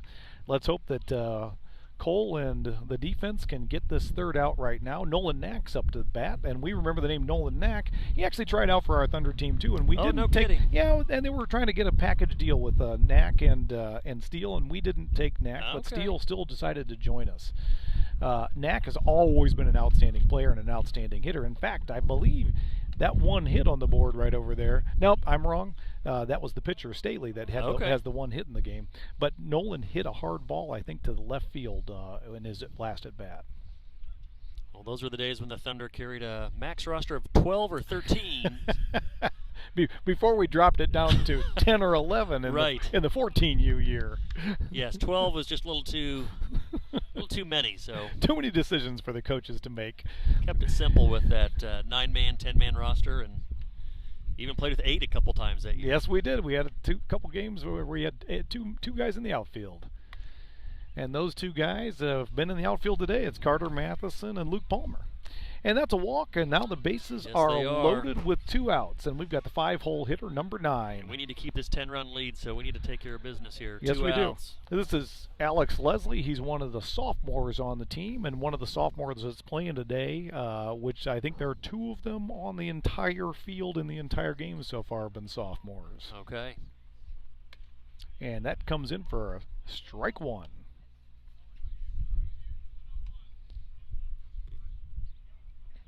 Let him hit it, Cole. Just put it over the plate. Absolutely. And there's strike 2 swinging, and it was a foul ball. Just nicked that one. And Cole gets way ahead on this batter. 0-2. I still don't think you want to mess around. Let's just put the ball somewhere near the plate. Let him swing at it. Let the defense go to work. Might see a curveball here, but runner on third. See if Bryce stays in front of it. And he fires one in, and that's going to be down for a hit in left field. Bryce Snyder picks it up, but he bobbles it, throws it in, and 2-run score on a stand-up double. You going to call that one a double, or are you going to call it a single with an error? I'd probably call that a single with an error. I think he feels that clean. I don't think he can reach 2 on that. And so 2 go on the board. And the shutout is over.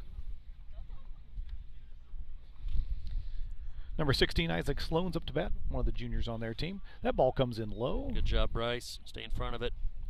For ball 1. He's very aware of that runner sitting on third that quickly got his eyes up on him after he found the ball.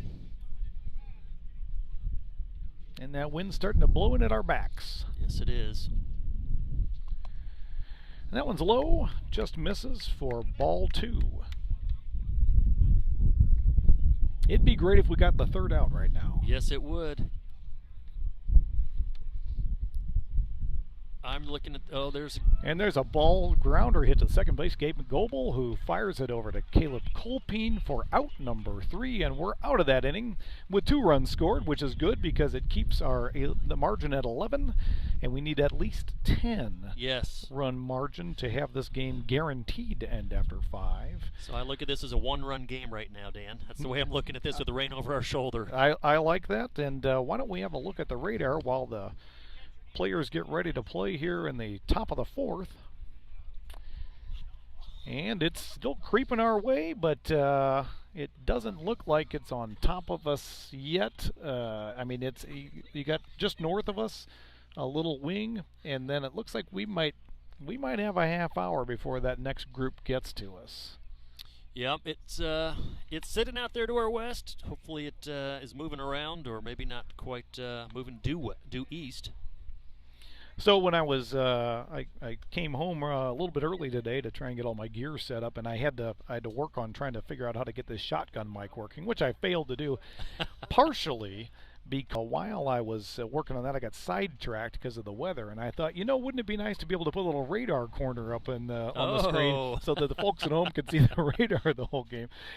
So I didn't manage to accomplish that or getting the shotgun mic working, and here we are. There you go. Yes, I think my earliest memories of radar watching is going to the Indy 500 time trials about 30 years ago, and yes, watching the radar. You know what, Craig? I am going to leave you to broadcast alone for just a bit here. I'm going to run out to my car and get my rain jacket to try and help guarantee this rain doesn't come. Absolutely. That sounds good.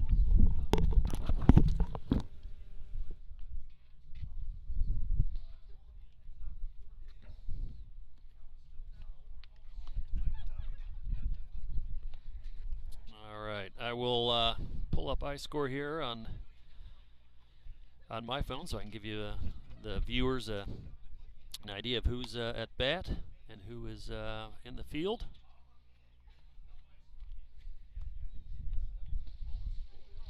So we head to the top of the fourth. Homestead up 13-2. Bryce Snyder at bat, just subbed in the last weekend into left field.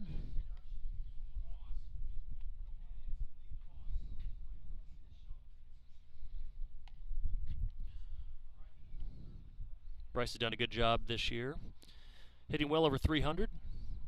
One of the fastest young men on the team. Love to see him get on base because he's definitely a threat to steal. Foul the way on the first pitch. Drops in the count 0-1.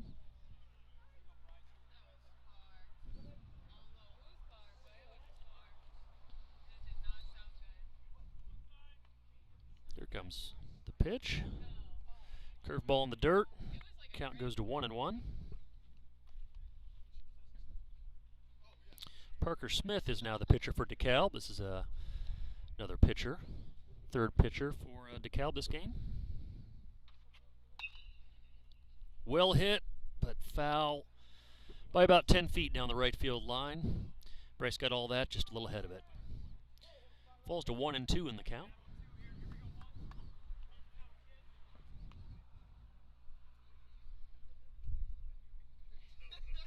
All right, Bryce has got to protect here, put the ball in play, use his speed to get on base here.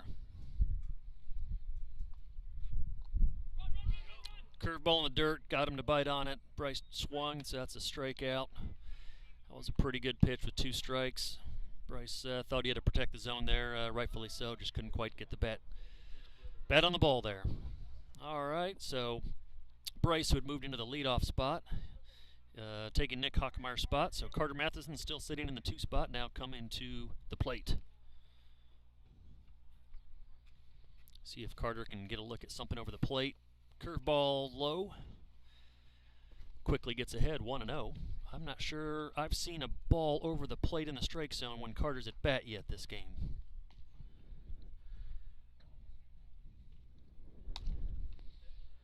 There's a fastball top of the zone. Carter thought about it for a split second, but held up, but it doesn't matter. It was called strike.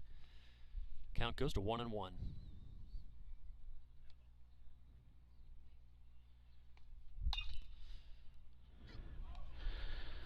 Looks like we got a nice well-hit single. Bobbled, and he's going for 2, and there's a bad throw Carter's gonna get in there easy.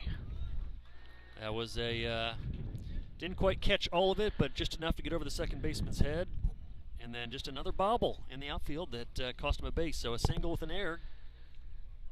Yeah, so I just ran out to the car to grab my raincoat and something to throw over the gear in the event that the rain begins on us. It'll give us some time to get it all put away without getting electrocuted out here. But when I was heading out, I was behind home plate. Ball was fouled out over there into the road, and a passing car just happened to be coming by, got struck right in the door, dent in the door as the car drove by. That's what you call bad luck. That is bad luck. And that's ball 1 high and outside. So we're in the top of the 4th. We got 1 out. We got a man on second. That's Carter Matheson. And Cole Etchison's up to bat. It's good to see Cole out there. Absolutely. Come on, Cole. Cole just needs some at-bats, I think. Absolutely. He did not play summer ball last year, I don't think. He did not. He's got a football future ahead of him, so I think he was really making a concerted effort to prepare for the football season and get himself a college offer, which he was able to do. But he's a sturdy ball player and can hit a ball hard. And like you just said, he just needs some more at-bats, and that's unfortunate. The problem on a team like this is getting the time in there where you get a chance to play. Yeah, those top hitters for Homestead are all hitting 400 or over, and Cole swings at 3-0 count, takes it to 3-1. Hard to crack that lineup, but he's got some time here now, so hopefully he can show us what he can do. And I see we got a new pitcher out here, Parker Smith. Yes. He's a sophomore for DeKalb, and he's doing a good job so far. And that's ball 4. Yeah, he's got a curveball. He's done a good job of keeping the curveball low in the zone. He's able to get a strikeout with the first batter. And I don't have a gun on him, but he looks like he's maybe throwing a little faster than the first two pitchers. He's got a good fastball. You really just need 2 pitches to be effective if you can put them where you need to. And that's ball 1 to Gabe Goebel in his first at bat in this game. All right, Gabe, come on. We need maybe 1 or 2 more runs, get our cushion back up.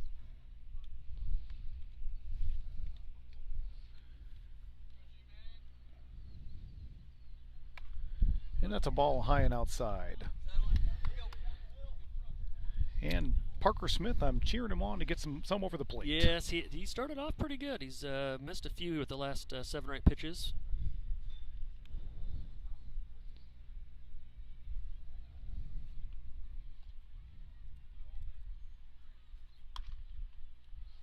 Missed again to the outside. Falls behind 3-0. And I don't know if we've mentioned this, but we got weather coming in, and we want to keep this game moving along. Yes, we do. This is not... yeah, you're right. We're cheering for this pitcher just to put over the plate.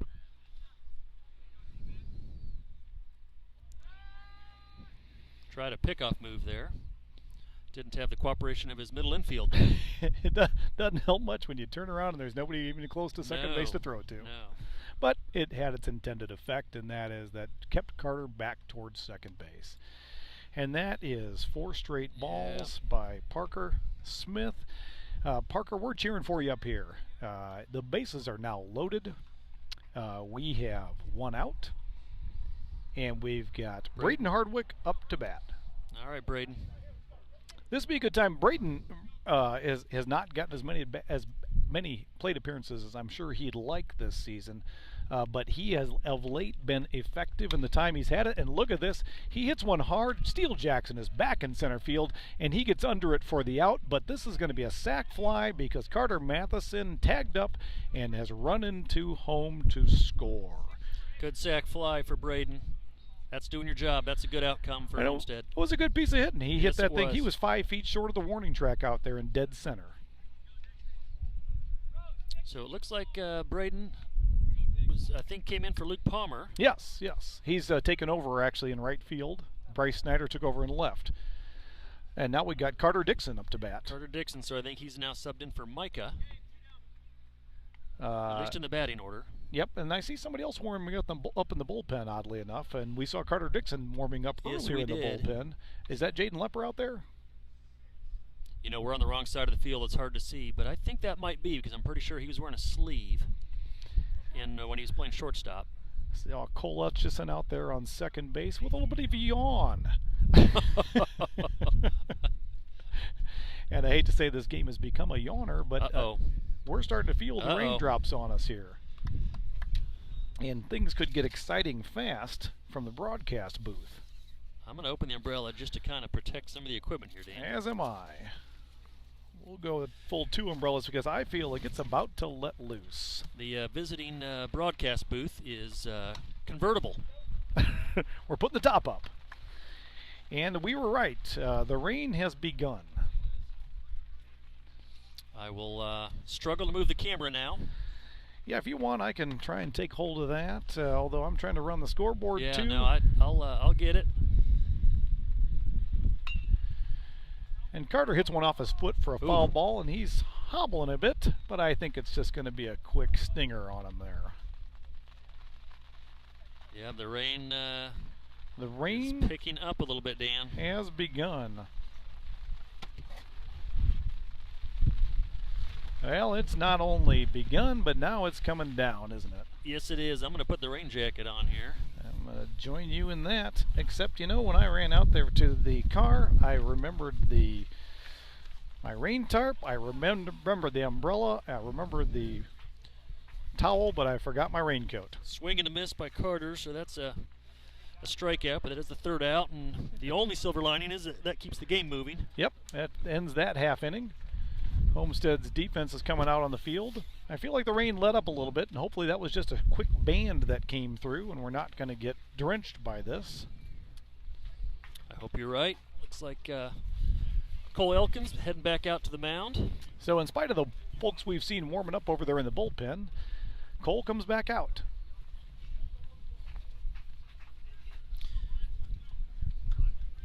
Yeah, you know, I suppose, Dan, since we're not in a conference, all these games are independent or exhibition. Technically, they count in the overall standings of your record in the state of Indiana, but with no conference, I'm not sure getting the game in would be as important as if this was a conference game and they wanted to get the win. Yep. But, you know, if I'm Caleb Colping, I want those 3 hits that I put up today. Oh, that is true. If I'm Luke Palmer, I want There's that a home run. Carter Matheson's 2 for 2. You know, and those kind of things, they matter to a player. They want to keep those stats rolling. And when they're having good success in a game, you hate to have the game erased on you by no fault of your own. And Mother Nature has largely cooperated with us. Cost us 1 game back there when we were playing at Parkview Field that day. Almost cost us a game last Saturday, but I got to give credit to the umpires for sticking that one out, especially after sitting there for a 3.5-hour outing in game 1. I would have been hard pressed to not pull the plug on game 2 if I was umping that one. Yes, I had to leave early, and we drove through a lot of rain after we left. I was shocked as we were listening in and that the game was continuing. But they just kept right on chugging, didn't they? They did. And we were very happy they did. Hey, Craig, how about the daily, our picture of us in the booth here? There we go. There we go. And we open up with a ball 1. It was close, but looks like it was a little bit inside. Well, the bullpen's busy again. Looks like we've got, I think, Carter out there again, and that is not J.P. Lepper. I can't quite make out who that is. Yeah, we're going to need to get a telescope. It almost so might be Nick Hockemeyer. He looks a bit tall for Hawk. Does it? Well, Hawk is also throwing. There's 2 guys throwing over there. Yeah, well, that's what I meant. There's that. Yep. It's Carter on the left there, the right-hander, and I think that's Nick on the right, the left-hander. And you know, Craig, I think we've now officially become true announcers because we're sitting here talking about stuff and the game's going on.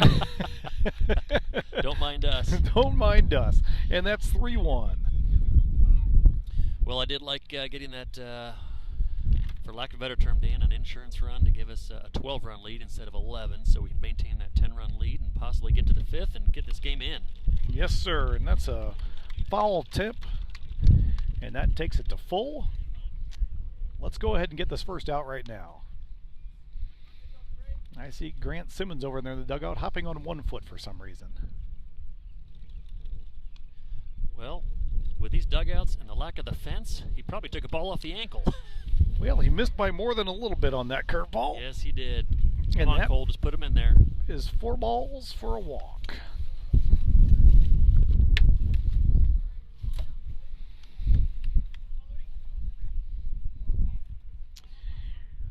Well, Craig, I'm not sure that the 10-run rule is going to matter for us if we get 5 in and the rain ends it. I think that's still going to be a complete game. Well, that's true.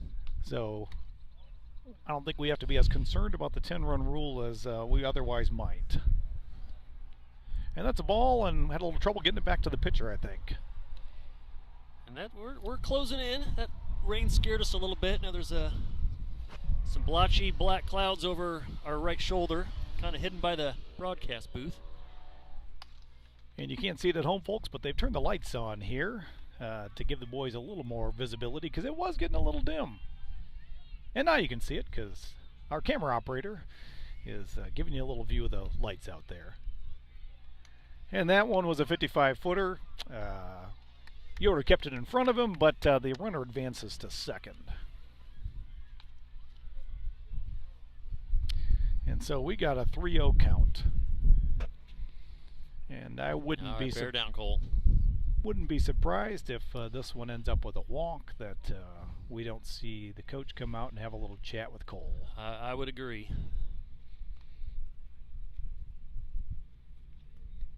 I would say called strike. Called strike. That takes it to 3-1. I would say that's been maybe the one bugaboo, little weakness of our pitching staff is a lot of too many free bases, too many in the dirt for pass balls, giving up other teams a glimmer of hope. And that's ball 4, and we've got men on first and second. You know, and I think that is Carter Dixon over there warming up next to Nick Hockemeyer. And I see him coming in, and I see Coach Bile coming to the mound. So I suspect that Cole's day today is coming to an end. And he did a nice job through 3 innings. Yep, good job, Cole. That's held him to 2. Really only gave up the 1 hit. He yes, did a good job of keeping the hitters off balance, and his fastball curveball combo is quite deadly. I think his only weakness right now is just a little control and a few too many walks. But again, that's been kind of the issue with everyone on the pitching staff. It is, and that's something. Of course, we're about halfway through the season right now in games. We are about 4 weeks from sectionals, and Dixon on that first warm-up pitch almost takes a spill, but throws some heat. Amazing how fast this season goes. It's a short season, high school baseball. It's really hard to get going much before April 1st. They try to squeeze in a few games in late March, but it's a fast season to be done by mid-May before sectional start. Well, I like what I see so far, Dan. A couple balls in the strike zone. Let's just pound the strike zone, Carter.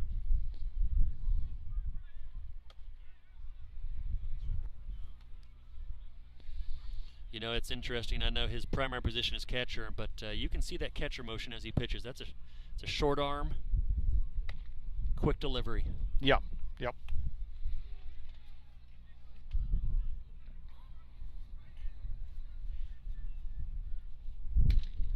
Yeah, it's another example of someone that's versatile with a good arm. We can use him behind the plate and can also use him on the mound. I think he's a great relief option for the Homestead Spartans. And it looks like we got a stuttering broadcast going again. Not quite sure what's going on there. I'm down to 2 bars. Down to 2 bars. Maybe that's what happened. Maybe if you hold it high above your head and move it a little to the right. I feel like we got the old rabbit ears. There you go. Now I'm back to 3 bars. And so here we go with Carter Dixon. Well, it's bounced between 2 bars and 3, but we'll just see what we get, Dan. And he starts with a ball a little outside. I think this is about the 3rd time Carter's taken the mound in the season. Sounds about right. And he fires that in for a ball high.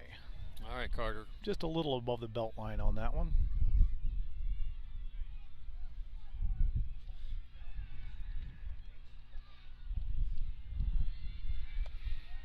And that's ball 3.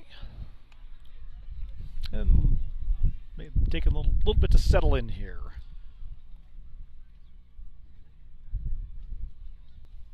Yeah, coming in and for relief, that first batter is always tough. And there he goes, fires that strike. And so hopefully took the cap off on that one and broke the seal, and now we're ready to go. You know, my casual observation is the bullpen mound is a little bit different than the real mound. There's not much of a mound over there in the bullpens. And he fires in strike 2. I think that hitter had a walk in mind. And so he just watched that second strike go by. Well, if he's not careful, he's going to watch strike 3 here. You're right. Mentally at 3-0, he probably already had the walk.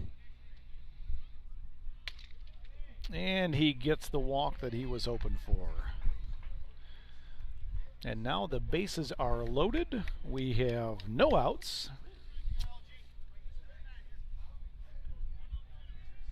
And this is something that we don't need, not from the standpoint of the game, but from the standpoint of finishing the game. That's right. And we're back to the top of the order. And he fires one in just a bit high on that one, and that's ball 1.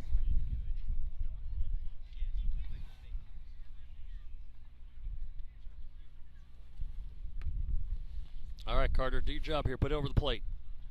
And he misses high again for ball 2. This weekend we'll be out at Northrop for a doubleheader on Saturday. Northrop's always got a good team. The field there is a very, very interesting one from the standpoint of it's a nice field, but it's on the approach for one of the smaller airports in Fort Wayne, and so you have airplanes flying over on a fairly regular basis at a low altitude. So that makes it interesting to watch while the game is going on. And if you got pitchers that are walking people, you need something to look at. That is true. And that's ball 3 outside, and it's 3-1. It was last summer. I did actually fly into that airport, and yeah, that ball field is on final approach right there on the left.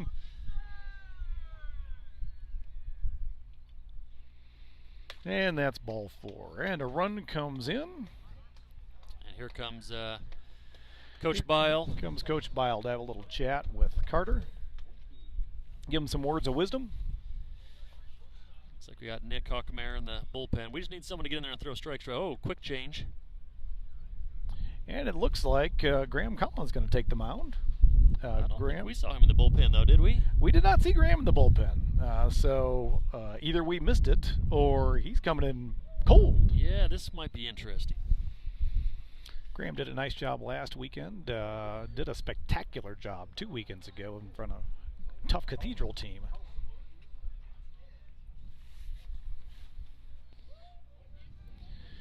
But hopefully that Northrop game will have better cell coverage, more bars, and we won't have such a bad, rough broadcast for the folks at home. I'm bouncing between 2 and 3 bars, back to 3 now. So yeah, you're doing better than I was. Looks like we're back to a steady broadcast right now. I think we're just kind of out in the sticks, although I see a giant tower straight off to the east, and I wonder if that's not a cell tower of some sort. But clearly it's not AT&T because I could throw a rock and hit that tower, and if it was AT&T, I think I'd be getting a better broadcast. I would agree. I see another one on the. I don't know what that is on the school. Maybe that's to communicate with the buses. Yeah, I'm not sure either one of those are the traditional cell towers. Yeah. One over there might be. I don't know what that is. It is. You're right. It's not a traditional looking cell tower, but it is a pretty tall tower.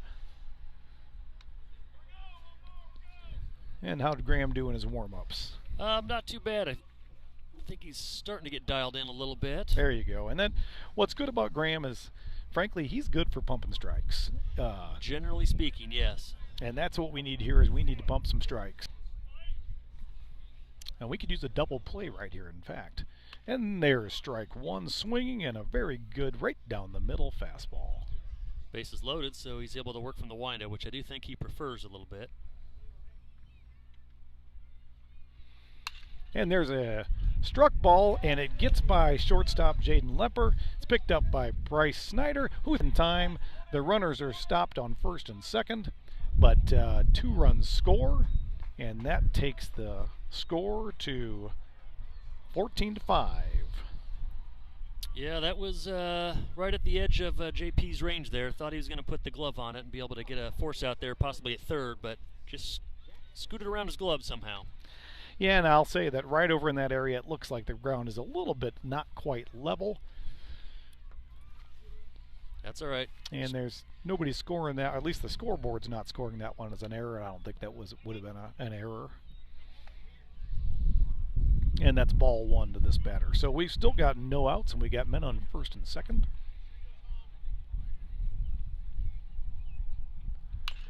And that ball struck, and the third baseman, Carter Dixon, misses that one. And that one is going to be scored in error, I believe. And that loads up the bases. Well, he's keeping the fastball low, getting the ground balls. We're just not getting the outs. Yep. And, you got to keep doing that.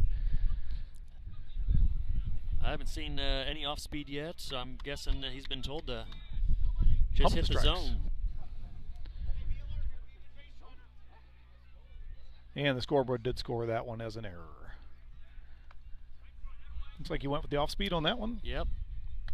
Missed outside, and that takes us to 1-0. I think that temperature's probably dropped 8 or 9 degrees. I would agree. I've kept my rain jacket on, even though it's not raining. And Nolan Knack fouls one out behind home plate.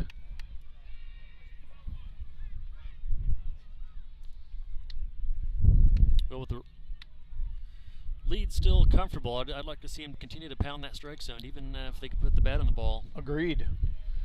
And that's ball low. It gets behind Bryce, but not far enough to advance the runners.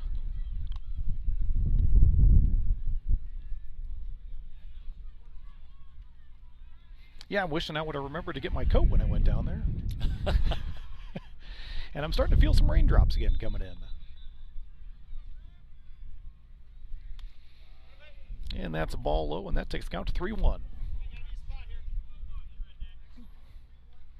And Nat can be a dangerous hitter. He's one of the hitters that has a higher batting average on this team. So I'm sure he's happy that he's a 3-1 count right now, and he's looking for something to hit. And that one's sure where that one called was. ball 4. Is that high? Looked pretty good. It looked pretty good from our angle. But Knack didn't swing at it, and the runners all advance, and the score goes to 14-6. Well, we just can't find a pitcher to pump in the strikes, can we, Dan? No, and that's a battle we've been having, is to just get them over the plate, making them swing. And that's a strike, foul ball. And although Graham started off good, I think it would be a different story if we would have made at least one of those plays for the out. Yeah. I think we'd be at another story. We'd have 2 outs right now, and I think Graham would be having no trouble at all. But it always gets tough when you're the pitcher, and when you throw strikes, you don't get anything for it, and when you throw balls, you don't get anything for it. Well, he just needs to bear down and throw strikes again, and they put some runs on the board, so we just need to get out of this inning now. Yes, we do. Time is a commodity we don't have. And that's ball 2, so it's 2-1. I'm just keeping the rain off the computer here. And he catches the outside corner with that one for a strike, and it's now 2-2. Perhaps the umpire felt the raindrops and thought, it might be time to give a pitcher's zone rather than the hitter's zone that's been present for most of this game. And that's a one off the handle that just sneaks over the infield for a hit. Carter misses that one in the outfield, and that costs a base from second to third by Knack. 2-run score on that single. It seems like our fielders are suddenly getting a little contagious in not quite getting the hand on the ball. And now it's 14-8, and now it gets interesting because our huge lead has suddenly gotten down to a decent lead. Yes, this has been our inning we can't quite get out of now, can we? We're still sitting with 0 outs. There's 6 runs on the board, and they have a total of 4 hits in the game, 2 of them in this inning with 6 runs on the board. And have we seen that before? A lack of hits for the other team, but the score keeps going up. And I've joked a little bit that we essentially play ourselves in these games. That's right. On offense, we hit the ball, we crush the ball, we score a lot, and on defense, we give too many runs away. Yes, we do. This inning's kind of been the example of what our Achilles heel has been. And so our few losses for the most part, in fact, I would say we've got 3 losses on this season, and I would say that 2 of those losses we gave to the other team. Oh, Bryce somehow missed that one. And another run scores on a pass ball. And another freebie. Coach Bile trying to get on the team a little bit, get him to focus. Understandably so. And it's 14-9, and you hear some excitement going now from the DeKalb faithful. And that's a low pitch. And you get the feeling that the other team's cheering for walks now. Yes. They can't get it done with hits, so they're cheering for the freebies.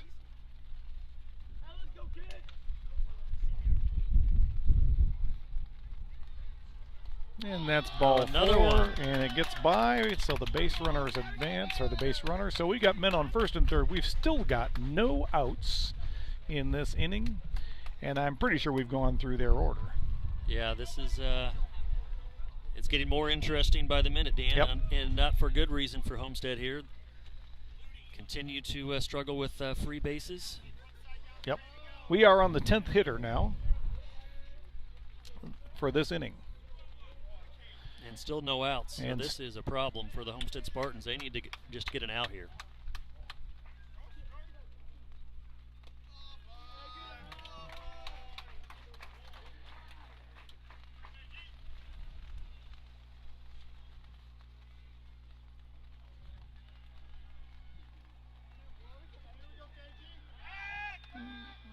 And there's a pickoff move to first. I don't expect DeKalb to do too much stealing right now. I think they're going to I think wait till Homestead can throw some strikes here. I think you're right. There's no sense in manufacturing an out for us when we can't seem to get one on our own. No, was that outside too, Dan? That looked like it was called outside, and I think that Bryce did have to move the glove just a little bit. And that's low and outside, and that's ball 3. And now they're cheering for the balls. Yes, they are. That always gets tough on the pitcher's psyche. Doesn't help them settle in any. And that's it. 4 straight balls. The bases are loaded. And Well, I here comes suspect Coach we're going Bile. to be seeing another pitcher now. Hawk warmed up. I'll be interested to see if Hawk comes in. And they're taking the rock from Graham.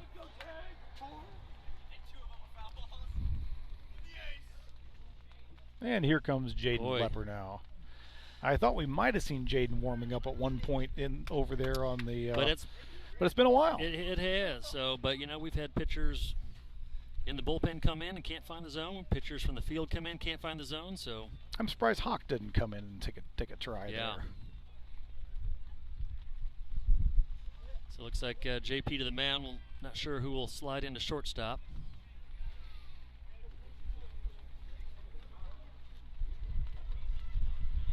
So we just hopefully JP can find the strike zone, and good ground ball pitcher. We could use a double play. No kidding. And you know, we talk about this, I know we did before the season, and we've talked about it a lot, that we have an incredibly deep pitching staff, and yet we seem to have had a contagious rounds of not being able to find the strike zone, and it's so uncharacteristic of all of these pitchers. Yeah, it's been an interesting problem this year for the Homestead pitching staff. You know, I wonder if part of it is they're just there's so many pitchers that they're not consistent with getting innings and time on the mound. That could be. Yeah, it's almost across the board. Yep. But no, exactly right. And it's such a deep staff that I'm sure the coaches want to give everybody opportunities and get them into games. But at the same time, when you try to do that, you don't get too many opportunities. And then when you have weeks like we just had, where we have just a few games over 10 days, there's even less opportunity and large gaps in between them. Yes. Well, and even the high school season, you know, you're not playing a lot of ball. That's true. You usually have 2 or 3 days between each game. You do get the double headers on Saturday for the most part, but it's not the everyday game that it can be in other levels of baseball. Yeah, so let's see if Jaden can do what the other folks have had trouble doing here, and that is get some outs.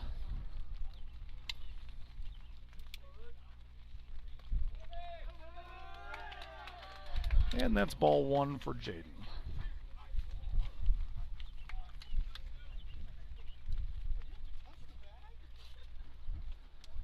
It's no easy duty to come in with bases loaded, No. and you've seen your compatriots struggle to find that strike zone.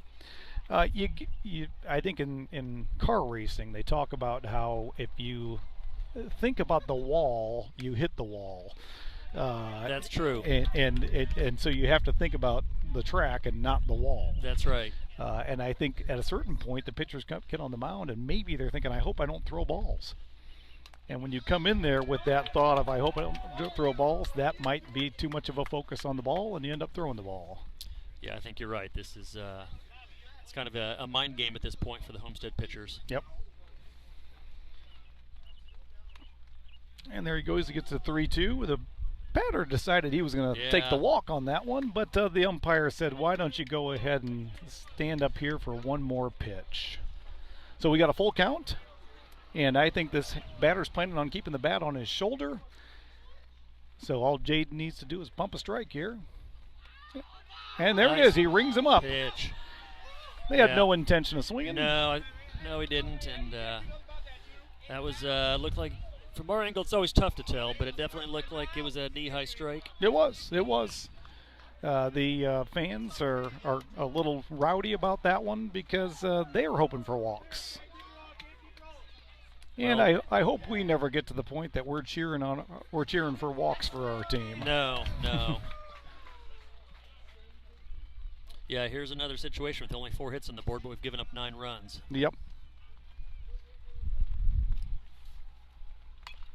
And that's a struck ball. Jaden makes the play. He throws it home for the force out at home, and we've got 2 outs now. And finally, we're rolling with some outs on the board. Yes. The bases are still loaded, but all we need is one more out to get out of this inning and move on to the 5th inning, which we would all like to get to. Yes, we would, because little by little the sky is getting darker, and the rain is a little bit more steady now. Yes, it is. You folks at home might hear the rain hitting our umbrella, and that's ball 1. The DeKalb faithful cheering a little less vigorously for that ball than they were for the prior few batters. I think they're starting to think that maybe they're going to have to swing the bats. And that's a ball high. 2-0.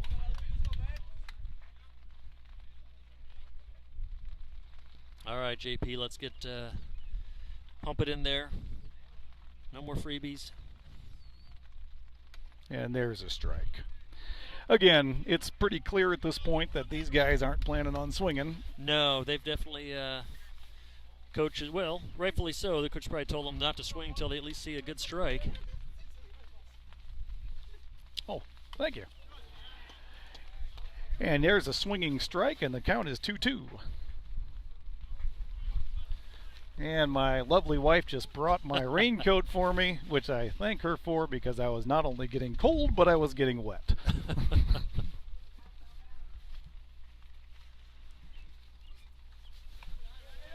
And Jaden tries to bring in a curveball there, I think, to finish him off, but it's called a ball, Left a little it bit up high. A little bit. And that's a full count with bases loaded. I expect that if this is a strike, it won't be swung at. The runners are running. The ball is struck, and it looks like it might drop in no man's land in left field. Sure enough, and because the runners are running, 2 scored. And the ball comes into first. So that's a hit, 2-run score, and the score is now 14-11 Unbelievable. with 2 outs. Right off the bat handle, right over the third baseman's head into that triangle between shortstop, third base, and left field that no one could get to. Sometimes it's better to be lucky than good. And so the score now is 14-11. Men on second and third. Only the 5th hit of the game, but they've got 11 runs on the board, come within 3 now. So Homestead's going to probably be a little tight and got to get one more out. Tying runs at the plate. And that's strike 1.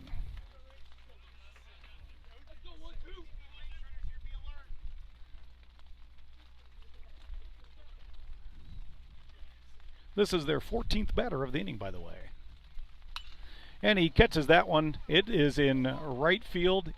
Braden Hardwick's getting under it, and he catches it for finally the 3rd out, and we have finally arrived at the 5th inning. Boy, it took us a while. Took us a while to get here, but we're finally here. We'll see if the rain will stay light enough to keep the game going.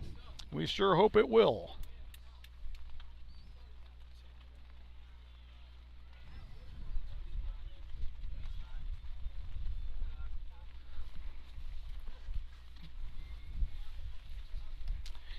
Yeah, the rain is, I'll call it steady, but I'm not sure if it maybe has lightened up just a smidge. Well, These umps are usually good about trying to finish a game when you got the end is in sight. and when I look at the infield dirt, it looks like 50% turfus. A lot of that, those granule, almost like kitty litter out there. So this field will probably hold some water. And I suspect we are seeing our 4th pitcher for DeKalb. Number 10, was he pitching earlier? I don't think he was. not.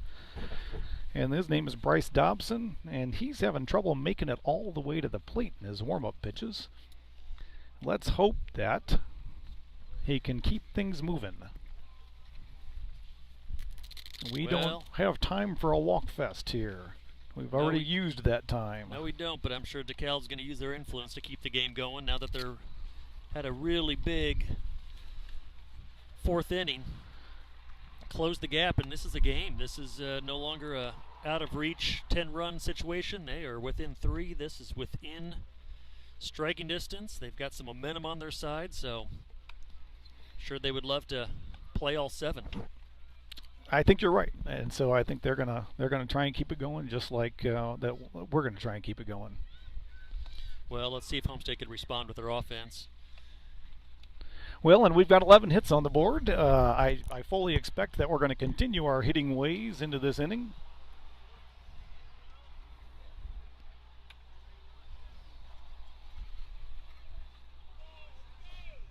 Graham Collins going to be our leadoff batter this inning. Number 10 here pitching is Bryce Dobson. Didn't see any blinding speed from him there. No, he's got an off-speed pitch. Fastball was probably just average speed at best, so we'll see if we can't take advantage of this and get some hits and put a run or 2 on the board.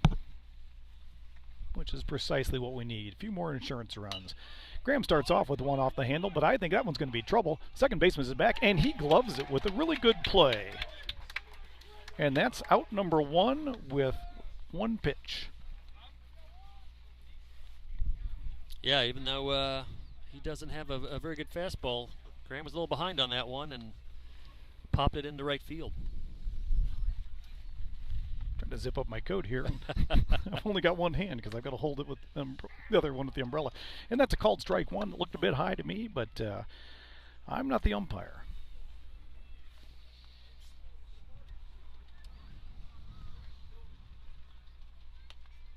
And that's a ball low and inside to this left-handed batter.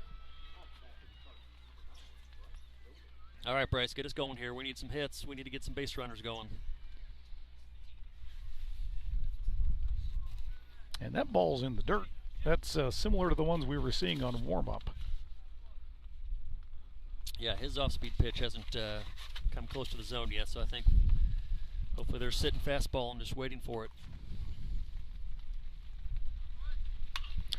And Bryce hits one, sneaks by the shortstop, we'll take it. And that puts him on first, and I suspect this one might be called an error. Yeah, we'll take it. Any way we can get a base runner going.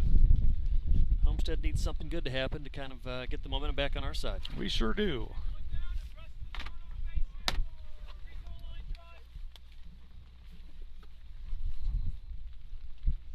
And in fact, the scorer did put up an error there for the shortstop.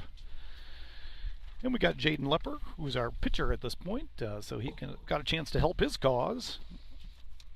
He kind of was the guy that ended the bleeding in that last inning. Yes, he was. Finally was able to get in there and pump some strikes in and get out of that inning. And that was a ball outside.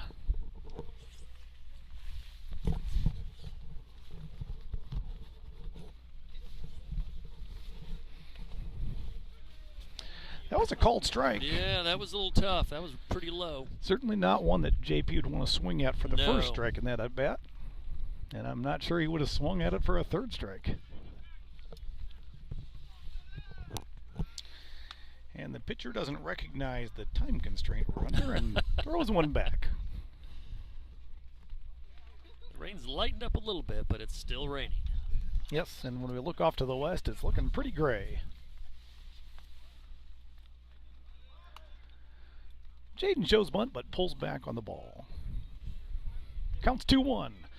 We got one out. The score is 14-11. A game that started off a blowout. DeKalb had a blowout half inning because Homestead decided it wasn't going to throw any more strikes. Yeah, that was, what, 4 pitchers in that inning? I think we went through 4. The fix. We seem to have one of those in most of our games. And the pitcher tries a curveball and doesn't get it down into the zone, and that counts as full. Now Jaden's got to protect, but not swing at anything that's well outside of the zone. And that one was well outside of the zone, folks. That's ball 4, and we've got 2 on now. And we're back to the top. And we are back to the top of the order. Bryce Snyder now batting for the first time in the game. Second time. Oh, second time. He was subbed in, I think, might have been on when you were at the car there, Dan. Oh, okay. How'd he do? If you remember. He did strike out, but it was I think it went full. The count went full before the strike. It was a tough curveball low that he had to try to get the bat on and couldn't quite reach that. And Bryce is a tough out. And he gets one on the handle. It's high, and the second baseman's heading back for it. It's in fair territory. And he makes the play. And that's 2 outs by that second baseman this inning. So we've got 2 outs now. And we got a men on first and second. And Carter Matheson is up. And you know what? He hasn't had a home run yet today. No, he and hasn't. I say this is the time we could use that. Pump a quick 3 runs on the board. Do you think they're going to pitch to him? You know, with 2 men on and Caleb Colpine up right behind him, I don't care. Because Caleb's going to get us 2 runs in. And either he missed by a wide margin on that one, or he wasn't planning on giving Carter something even a chance to swing at. They That can't ball pitch around was two batters for us. Yep, that ball was above Carter's head. And he hits one. Carter gets under it, and it looks like it's going to go down the road. Down the road. That was That's a tin cup golf shot. Yes, it was. For a 800-yard drive. It is still going down the road. And so that's foul ball for strike 1, and this is 1-1 count with 2 outs, 2 on. And the rain's coming down harder. The wind's picking up a little bit too. And he brings one in low, and I think the pitcher was hoping that was going to be called a strike, but it was not. So it doesn't appear that they're planning on walking Carter. They're gonna let him go ahead and have a chance. The pitcher's trying to get it over the plate here. And he gets another one. It's a high up, and it looks like it might be playable. The pitcher's underneath it, and he catches it for out number 3. And folks, that's it. We're at the bottom of the 5th now. This game could rain out. It could go forward. We don't know, but we know that we need to get 3 outs before they score too many runs. Yes, we do. So this game has definitely made a turn. It has. The DeKalb players are looking like they're got a little spring in their step, and I can't say that I'm seeing too much of a spring in the step of our players as they go out to take on defense. And that can happen in games when there are a lot of walks that you start to get set in the concrete out there in the field. Well, Coach, regardless of the outcome of this game, Coach Biles not going to be happy. Over the weekend, I know on Monday they had a team meeting to kind of talk about some of these issues, and unfortunately, run into the same issues again. The struggle continues. And you know that's frustrating for the coaches because they can't go out and play the game for you. That's right. And they wish they could use the psychology on you to get you to start to do what they know you can do. That's right. But there's only so much they can do.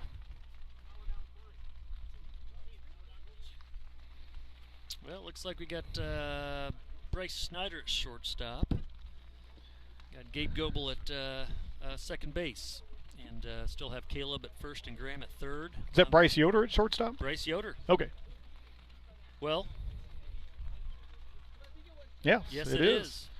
We've got a few folks with the yellow hair that we have to do a jersey check before we can be sure that's who it is. Yeah, we had players early on. They decided to I would say dye their hair, but it's more like bleach their hair, and so they got a lot of blondes on the team. Some of them switched back, but some of them still carry that hair with them, and it makes it a little more difficult for us to discern which one's which. Yeah, it seems like the blonde group are all about the same height, same build.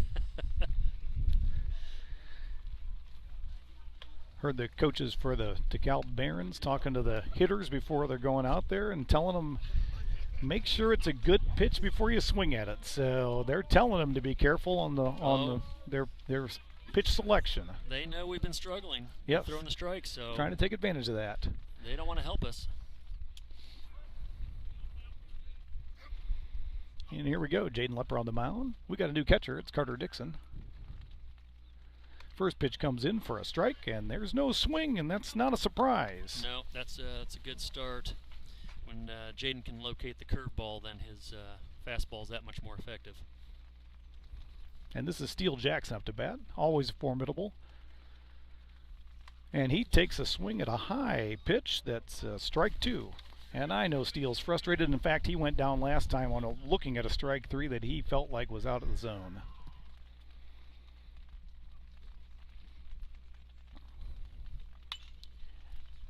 And Jaden gets him with a curveball there, but nobody can get to it. A little too far away on the foul side, even though it was potentially playable. But it's still 0-2. Yeah, that was a good spot for Jaden. Yeah, I think Still did a good job to at least foul it off and stay alive. Yeah, I think he was just spoiling that one. He wasn't trying to get a hit on it. He was just making sure he didn't get called out on it. That's right.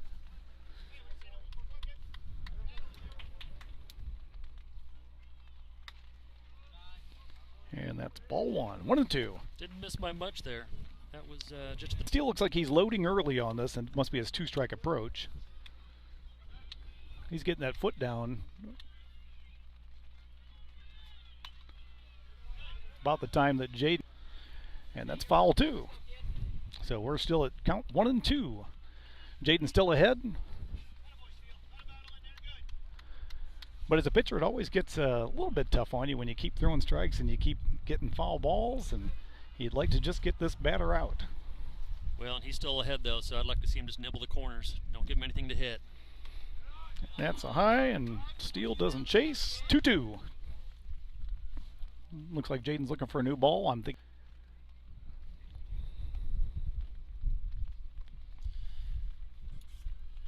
There's been enough rain out there that anytime the balls get... And Jaden's kind of a finesse pitcher, and I'm sure he would like a ball that doesn't slip at all on his fingers. And he puts that one in the dirt. And that's ball, no outs. Not sure what he's trying to throw there. That's unusual for Jaden to miss by that much. Yep.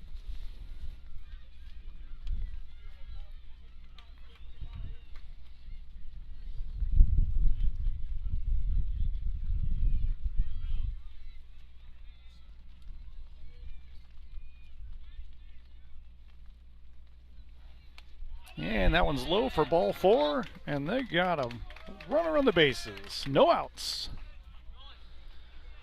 Well, that's too bad. He got ahead early and just couldn't quite finish the job there. Yeah, it's always hurts when you got an 0-2 on a batter and you end up putting them on base with balls. And this is Nolan Knack up to bat again. Dangerous hitter. He's put the bat on the ball a couple times today.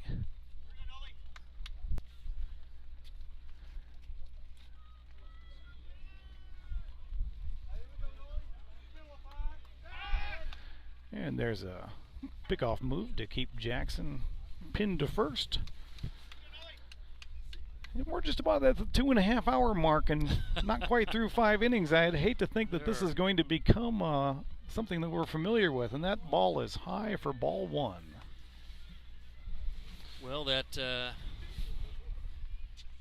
bugaboo for Homestead, the walks and the freebies also extend games. They sure do. And that's outside for ball 2.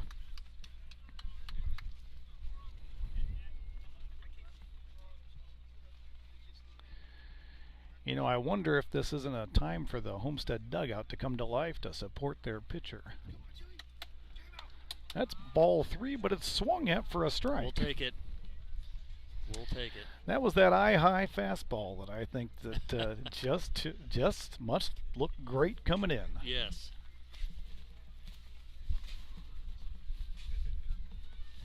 And there's a pickoff attempt, and that was close. Yes, it was. Jaden took a look over his shoulder there, realized a pretty large lead. Yep. Before he even really truly came set there, so he just made a quick step, got him. And he placed that perfectly for the tag.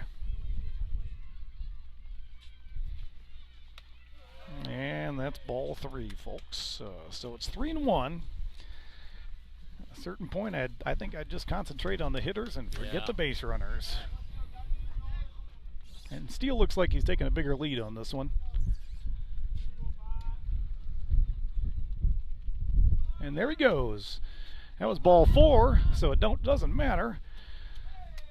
We've got 2 on and no outs. This is not a good start to the inning. It is not.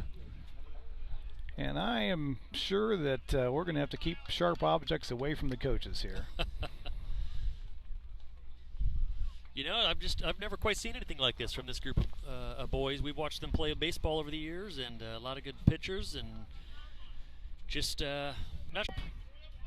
Graham Collins getting under it over at third base, and he makes the play on the infield grass. All right, we needed that. So we've got an out, and you're not kidding that we needed that. So we got 2 on, 1 out. The score is 14-11. We're in the bottom of the 5th.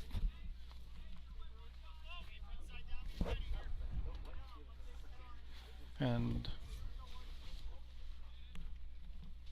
looks like Isaac Sloan's up to bat. And he takes a flat hack for strike 1. Yeah, he swung pretty hard. His head was looking at us, Dan, by the time the bat was over the zone. and just so you folks at home know, we are sitting well west of the third base line. That's not someplace he should be looking when he's done with his swing. And that's a foul ball for strike 2. And my blanket fell off. Oh. Thank you there. I need a third hand. That's right. Holding an umbrella with one, holding my blanket, because I dressed for summer today. And he just watched strike 3 go by. He's not happy with it, but I'll tell you, that was strike 3. Yes, it was. Great curveball. Hit just the bottom of the zone over the plate, and surprised that batter didn't try to get the bat on the ball there a little bit to stay alive, but we'll take it. That's 2 outs. Keep it going, Jaden. Yeah, and that's the other side of when you get into a walk fest is the batters start to look for the walks. They stop thinking about hitting the ball. Yes, you're right. And so they're now just starting to swing. I think they're figuring out that they're going to have to start swinging on Jaden, and they aren't going to get the chance to just get That's the free right. bases. And so that was a fouled off behind home plate for strike 1. And so we got 0-1. We got 2 outs. We got 2 on. And he just, you know, I'm not sure where that was from our vantage point. It must have been outside because it looked like it was a strike from here. Carter turned around and asked the umpire something. I guess he was asking, was that high? Was that outside? Where was it? Because that looked good. It did look good. And he gets this call. So now we are at 1-2. One more, Jaden. Keep it going.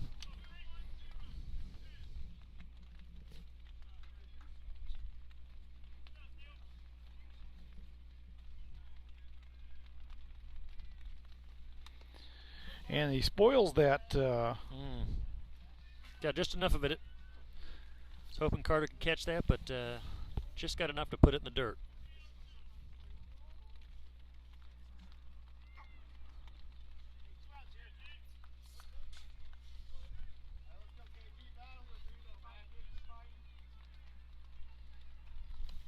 Oh, another nice curveball. Missed just a little bit.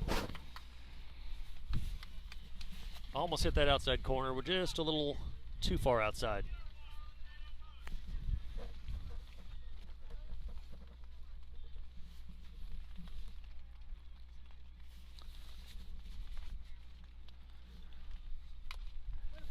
Spoils another one.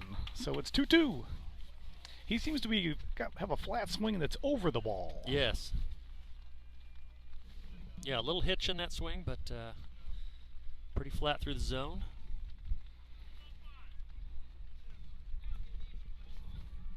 That probably would have been a strike, so good job to put the bat on the ball there. All right, Jaden. Yeah, so we're still 2 balls, 2 strikes. Oh, but he swings at ball 3, and it is drop third, but he gets out at first. So that ends the inning, folks, and so we have successfully gotten through 5 innings. This is now officially a complete game, but it's not where we thought we were hoping it was going to be. We thought it should have been the end of the game right now with a 10-run rule. But with all the runs we gave them back there in the fourth Fourth. inning, the 9 runs that we gave them in the fourth inning, this game continues on. And I think, Craig, you're right. I think that the DeKalb coaches and the DeKalb AD are going to make this game go 7. Absolutely. So Homestead's going to have to win this one honest. I don't expect the check to umpires to be written until we get to 7 innings.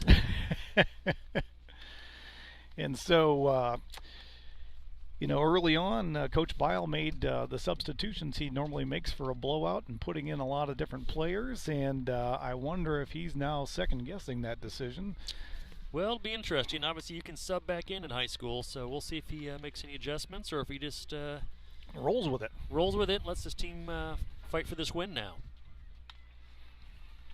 And this pitcher's not devastating by any means, but he's throwing just that slow enough speed that I think our batters have trouble getting a full hit on the ball. I would agree. It's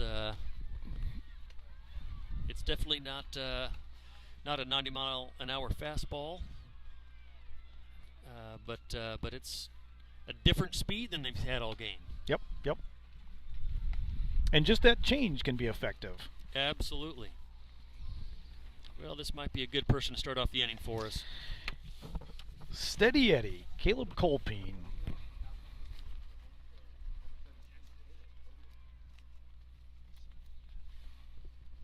All right, Caleb, keep it going. Find your pitch and get on base like you always do. on a regular basis. Get your batting average up to 700 today. He opens up with strike 1 called. That was a low one. That's not his first pitch to swing at. But he'll swing at it if he's got 2 strikes on him and probably hit a double. And that's going to be, Oh, just missed. That's just missed. It's one of those where from up here it looked like it could have been called a strike. But it's possible it was a makeup call for the last one. Very true. And Caleb turns on that one. And it gets...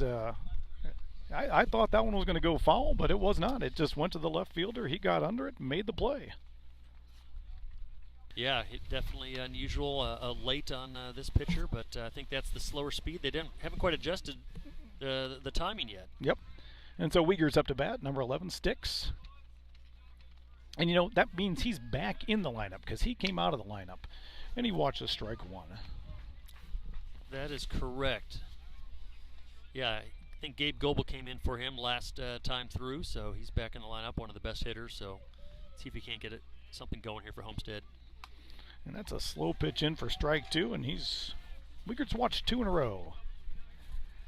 He's a good hitter. I don't expect him to watch 3 strikes.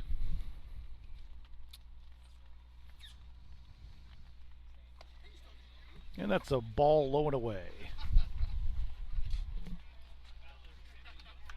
It almost reminds me of Ethan Schreck, Dan. A pitcher comes in later in the game, a different speed, and just the hitters take a while to figure it out. Yep. Ethan was always great for us in those youth baseball years. He would pump strike after strike, and people just struggled to catch up to his pace. Exactly. And this count's gone to 2-2 now. Ethan Schreck now on the varsity golf team for Homestead. And Brennan has a rare strikeout. That's I think he slowed him down on a couple curveballs and then sped him up with the fastball. And that's 2 outs. And we're up with Braden Hardwick.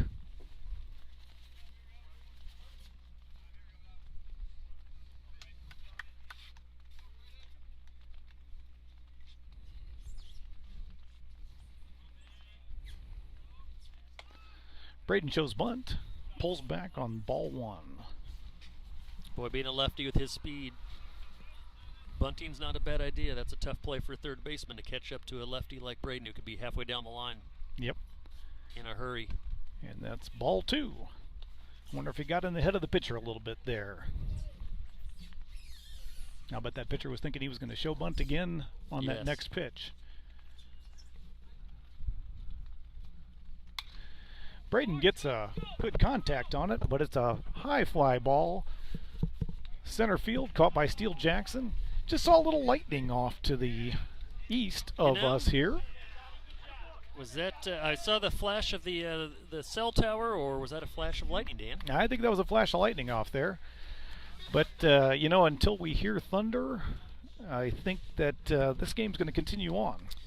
Yeah, I'm pretty sure the DeKalb coaching staff is going to make sure the game's not called unless lightning actually strikes the field. Strikes one of the players. Right. They probably won't care if it's one of the broadcasters. Dan and I are 40 feet in the air, holding large metal objects. Surrounded by electrical equipment. What could go wrong? If the pitcher freezes, or turns bright white. Please call 911 and send an ambulance to DeKalb High School.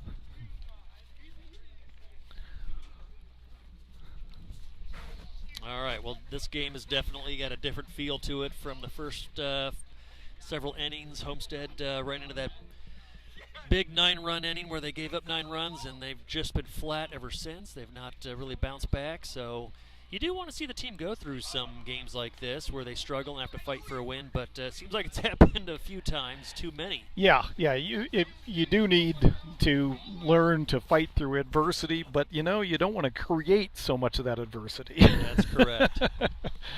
And that's what we've been doing too much of, is creating our own problem. Yeah, 11 runs on only 5 hits. That's unfortunately a familiar ratio that we've been seeing. Yes. And I said it before and I'll say it again, it's us versus us. You're absolutely right. We are playing ourselves. And the question is whether or not our offense can stay ahead of our defense. That is right. I'd love to see a quick inning for Homestead here. Sure would.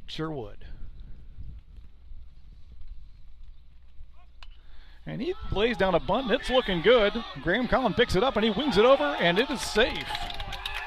So we open up with a bunt single. Yeah, I think Graham is playing fairly deep. I don't think anybody was expecting that. It just had too far to run to catch up with that one. Yep. No, he made a good play on the ball and had a great throw, but it was well-placed bunt. Yes, it was.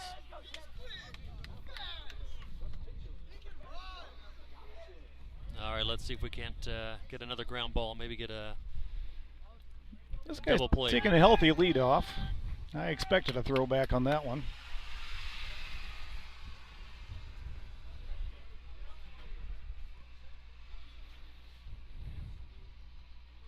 This is their 9-hole hitter. I wonder if they'd go for 2 bunts. That looks like a ball out of play. Foul ball on the left field side. Strike one. Some spectators trying to get a free view of the game from the road there, and foul ball just landed right by him. Some lucky fans got a souvenir. And there's a quick throw back by Leper. Nice move. Keeping that guy close to first. And I'll say his leadoff isn't as big as it was the first 2 times. No, that was a good job to shorten him up a little bit. And that's ball high. 1-1. I don't know if that was an intended almost a pitch out, or if that's just sometimes after a pickoff move we just lose the zone a little bit.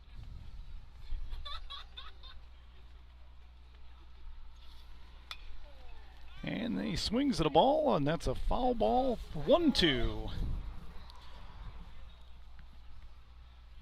That went over our heads. Wasn't sure if that was heading our direction or if they could just made it over the fence.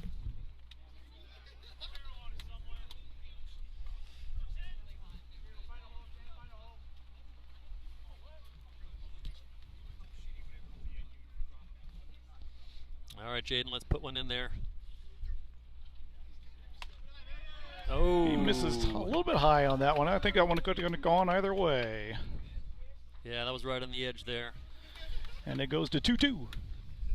And I suspect this guy's hoping that he's not going to see a strike. He's got that bat hanging on his shoulder, and that's a ball. So it goes full. Boy, 2 right at the belt there. That's really surprised that didn't get the call on either one of those. Yep.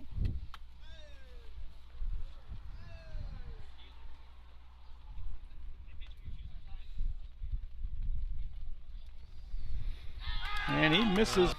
And we've got runners on first and second. We've got no outs, and we've got the tying run approaching the plate.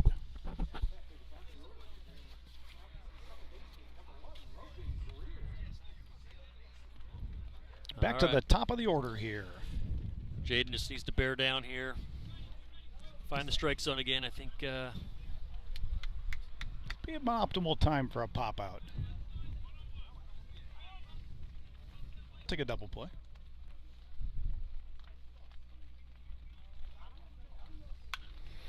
And he hits one up high. Bryce Snyder is tearing over to the left field side. It lands in the bullpen over there. And he's unable to make it in time for strike one. Snyder really moved out on that one. I think he was hoping to make a play on that ball and get a free out. Yeah, he's got plenty of speed. Too bad that didn't stay in. I'm sure he could have got there. Oh, yeah.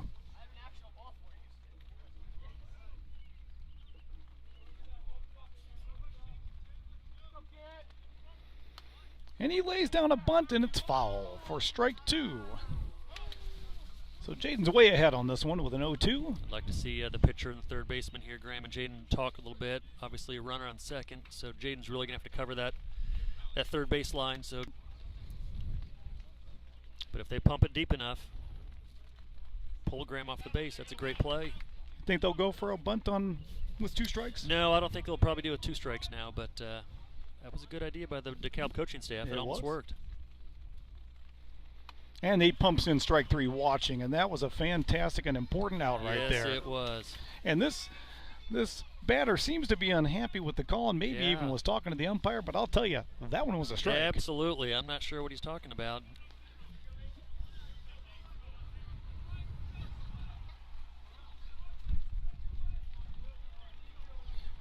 And we've got Eric Impact. Men on first and second, 1 out. And he fires in a strike. Good start, Jaden. Fastball on the outside. And Eric was watching, and I can't help but think that these guys aren't hoping for balls.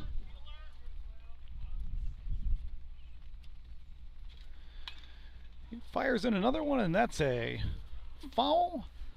And it appears to me these guys are a little bit late on these pitches, and I suspect it's because they're watching for balls. They're not watching for strikes. I would agree with that. Hopefully Jaden can keep it going, keep pressure on the hitter here. Could use this out right here. We got 0-2. He's way ahead. Like to see another fastball on that outside corner. Keep it low. Oh, he deals what sure looked good to me. Boy. But it's called a ball. Right into where the mitt was, where the target was. So I'm not sure if he was calling that a little high maybe, but that looked really good. Sure did.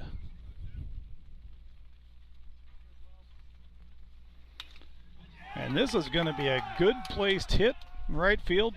Braden Hardwick slips. Run scores. Men on first and third. And still 1 out. Well, that was actually a good piece of hitting. That was a curveball. Left it up a little bit.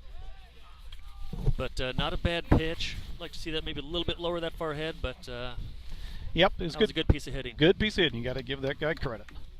And so the score is now 14-12. We've got 1 out. We've got runners on the corners. The tying run standing on first. Steele Jackson up to bat, and he hasn't had a lot of success at the bat this game, and I'm sure he would like to change that here.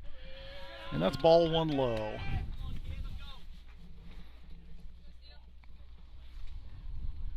Yeah, pressure's definitely on Homestead here.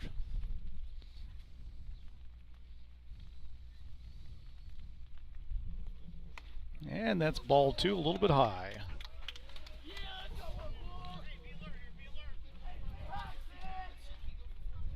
I'm sure Steele's ready to swing now with the count 2-0. Steele, knowing quite a number of players on our team, I'm sure he'd love to deal that blow right now. Well, I think we're at 3-0 again here, so. Yep. Not somewhere we want to be, and I see Nick Hockmeyer going out to the bullpen to warm up. And I was hoping I wouldn't have to see that. I was hoping that Jaden would continue doing the very good pitching he's been doing so far. And Steele swings at the 3-0. This one's high, and Braden Hardwick looks like he's under it in foul territory. Right, Sure is, and they're going for it. They're coming in, but no, they stop. And they shouldn't have stopped because that ball was mishandled, but they did. So we got runners on the corners. We've got 2 outs, and we've got a chance to end this inning with just a single run scoring. That was a big play for Homestead for 2 reasons. Not only to get Steele to swing on a 3-0 pitch and get an out, ball caught in foul territory, but also they could have scored on that if the relay was just off there, Dan. Yep, and it's something that not everybody knows, but on a foul ball that's caught in the air, base runners can advance after the ball is caught. It's as if it was caught in fair territory, and so the man on third was threatening to score on that one, but Braden Hardwick got under it, and he knew that was going to be the plan, so he fired it in quick, and so that base runner backed off because it looked to be a good throw into the cutoff. Well, and if that runner had held his ground after that ball scooted by Caleb, he could have probably scored pretty easily there. And there's a struck ball by Nolan Knack to dead center. Carter Matheson looks like he's getting under it, and he sure enough does. And that is out number 3, and the 6th inning is over, and it is now 14-12. This game is far closer than it should be. They had 2 hits in that inning, so they have 5 or 7 hits in the game now. So they're at least earning some of what they've gotten. But the runs, I think, so far, I think they have 3 runs that they scored through hits, and the balance of their scoring on the board was given to them. Yeah, they put one up there, so they tighten it up a little bit. So heading to the 7th inning here, and like to see Homestead get a run or 2 to extend that lead, give them a little bit more cushion, because 2 runs with kind of the state of our pitching staff is not a safe lead. No, it is not. And number 10 here for DeKalb has done a nice job of keeping us off balance, but I think we now are through the order with number 10. And so I think we're going to be seeing him for the 2nd time, and I'm hopeful that they will have now adjusted to his speed. That's right. Yeah, that'll be interesting to see if they've all seen him once. And who's leading off for us? That looks like Carter Dixon is going to be leading off, followed by Graham Collin, I'm guessing.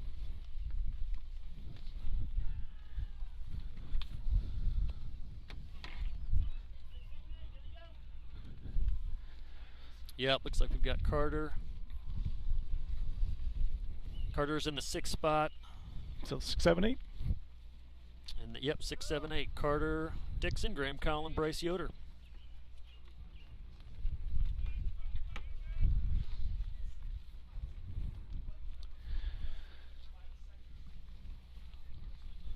So this is our final at bat in the game, unless the game were to somehow go into extra innings, which let's pray that it does not, because we're coming up on the 3-hour mark once again for a high school baseball game. Is crazy. Unbelievable. Carter Dixon up to the plate. First pitch is delivered for strike 1 looking.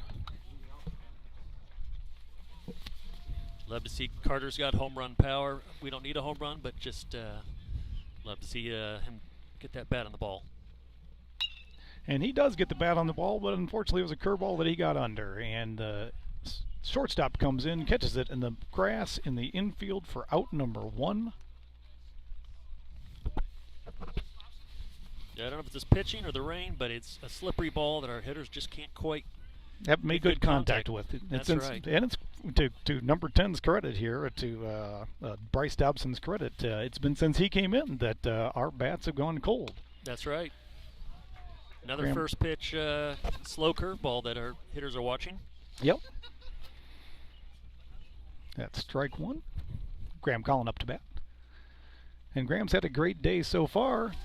He holds up on that one for a called strike 2. That's those hanging curveballs our hitters need to learn how to hit, because those are they're meat pitches if you're waiting for it, or if you're ready for it. And he gets a 3rd curveball in a row, it looked like to me, and that's well foul. Up and it on a hop hits one of those cars that we commented on earlier. So we're still 0-2. I wouldn't be surprised if we don't see the fastball now. I would say he's slowed him down enough. He's going to try to sneak a fastball by him. And that's been effective for him so far in the game. And Dobson in the windup. He throws another Yes. slow pitch in there for another one that Graham battles off. Still 0-2.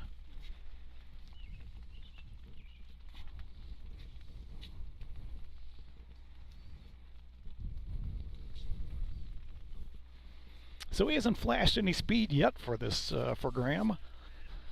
No, this curveball's been effective, but at some point he's going to try to sneak a fastball by him, I'm sure.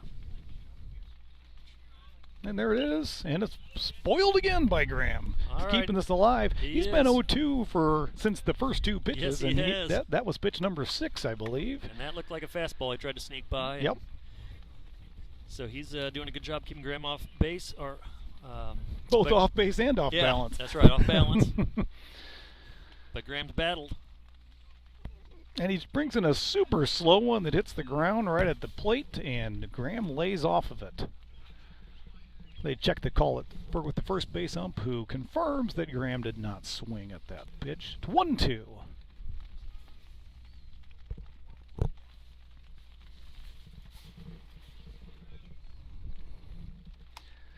And they get strike 3 on that one. Yeah, this pitcher's doing a good job. Just Homestead can't quite get the timing down with him. So we got 2 outs. Bryce Yoder up to bat. And we know Bryce can hit. Just a matter of whether or not he can do what the other hitters on Homestead's team have failed to do so far, and that is good bat on the ball with this pitcher. He throws fastball for strike 1. We've watched a lot of strike ones go right down the middle. All 3 of these batters this inning have watched strike 1. Probably the best pitches they've seen in those at the bats. Well, this guy's clearly the most effective pitcher so far for DeKalb today. The other ones all got shelled. But this Yes. guy, I think we've gotten 1 hit on this guy, maybe 2. Yeah. And none of them were solid contact hits. Neither. No, and that's everyone talks about velocity with pitching, but if you can place your fastball or have a curveball that can hit the lower part of the zone. And Yoder hits a long ball, but Steele Jackson's back, and he catches it 20 feet short of the warning track. And we are at the bottom of the 7th now, and it is a 2-run game. The opportunity is here for DeKalb to Yes, it try to is. win this game, and Homestead's defense is going to have to do what it's managed to do relatively well over the past 2 innings, and that's keep them down. That's right. You going to put Jaden back on the mound, or are you going to put in a new pitcher at this point? I think I'd go with Jaden. I think no one was in the bullpen in a while, and our pitchers have not done a good job coming in out of the bullpen. So Jaden has probably been the only one that's been able to find the strike zone, even though he's given up a couple walks here and there, so I'd keep him going. And it looks like that's just the choice that Coach Bile has made here. So here we are, the bottom of the 7th. There's 3 outs of life left in the DeKalb team, and Homestead's hoping to take that life away quickly here. You know, this is a situation. This first batter is going to be pretty crucial. If DeKalb can put them on, then they're in business. If we can get an out, that really tilts towards our favor. Yep. The momentum is going to go one way or the other here with that first batter. Yes, it is. Yeah, Craig, you and I are looking like we have Parkinson's up here the way we're shaking in this cold. I thought we were past all this. I think our body temperature has dropped the Yes. requisite 10 degrees to put us into hypothermia here. Yeah, I don't think either one of us were prepared for this. I was at home trying to decide if I was going to wear pants or shorts, and I thought, I'm going to sweat out there if I got pants on. So I chose the Jason Crosskopf method of shorts no matter what the weather, and boy, am I happy I did. All right, here we go, Jaden. He fires off a first strike, and it goes foul, unfortunately, but it's still a strike. I would have liked to have seen that one playable for a quick out in foul territory. Yeah, that would have been right at the same depth as our left fielder.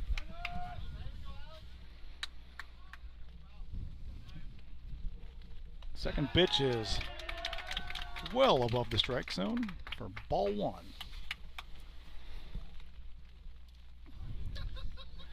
But that first pitch being swung at tells me that maybe the DeKalb team's going to switch over to the hitting thoughts again, swinging, and he swung at that one. It's Well, another foul ball. I know that Caleb's making the play over there, but it's well foul and out of playability. Yeah, I think even though Jaden's had a couple walks, he's thrown enough strikes. I don't think they're going to be able to tie the game with just waiting for walks. Yep. So that's 1 and 2 here.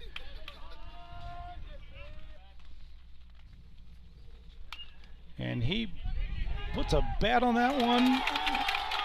There is an error on the third baseman, and he is on board. Oh, that's a tough play. He was charging hard. It was a slow roller. Knew he had to get to it quick. And he tried to catch it on the run and just got under his glove. Yep, and that wet ground, I'm sure, is spoiling the bounce. Yeah, it almost looked like he was trying to take that last bounce out, but couldn't get there in time. Yep. And so here we go. It's no outs, man on first. The tying run at the plate now. If there's ever been a time that Homestead would like to turn a double play, this is it. Yes. And I see Nick's back there warming up again. That's a ball outside.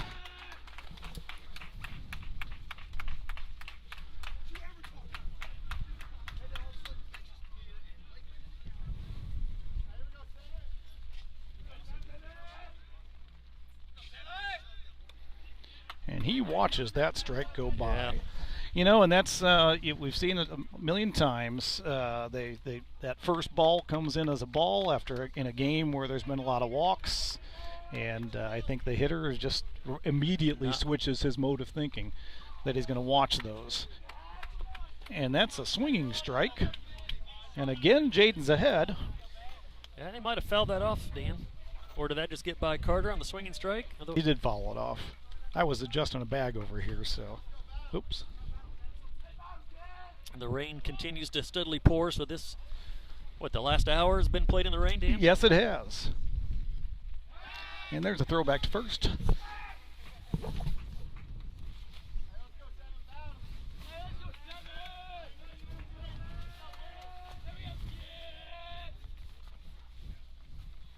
You know, I brought the rain jacket, but did not bring the parka. And he spoils that one with a foul ball into his foot. I feel like it's dropped another 10 degrees in the last 20 minutes. Folks at home, we wish we were with you. That's right.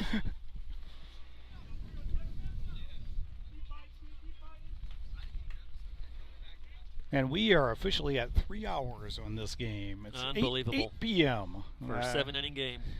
Yes, that was Nice and pitch, he Jaden. strikes him out looking. We got the first out, and that can be a momentum shifter right there. Let's see what happens now, because that first batter that got on had me a little worried, but still 2 outs to go. Yep, and I know that was a confidence builder for Jaden. He's pitching it fantastic this inning so far.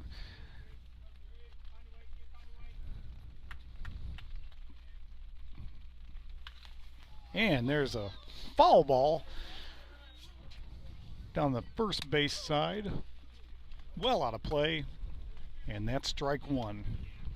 Boy, pretty much any foul ball, even if they find it, it's going to be sitting in the wet grass. It's hard to get it back in play. Hopefully, got a few more dry balls for Jaden to be able to use.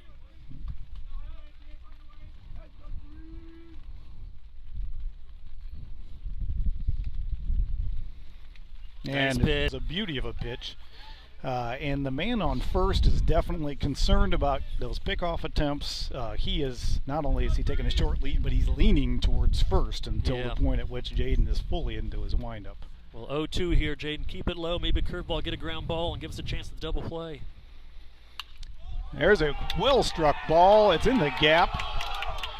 Carter Matheson's back on it, and he fires it in. It gets to the cutoff. It's a stand-up double, and we got this tying run on second and a man on third, and we've still got 1 out, folks. Well, he went with the fastball there, and felt like the DeKalb hitter there was waiting for it. Yep, this DeKalb team's very much alive. And we got 1 out here, no real chance at a double play. So we need some magic.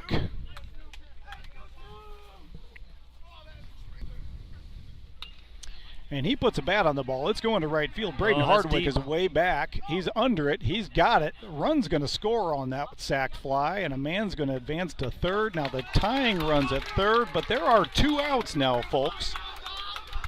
This game is 14-13, and we are up to their 9-hole batter again. Did you think we'd have this kind of drama after the 3rd inning, Dan? Absolutely not. But when you spot the other team 9 runs, you know, it makes a difference. All right, Jaden, you can just bear down, worry about the batter. That's what you got to do, and not have a pass ball here, because a pass ball ties the game. Yes, very true. He's been doing a good job of not having those. That's true. He hit a good job of not having those. That's true. He hits a ball foul, hit ball, but went foul. Strike 1.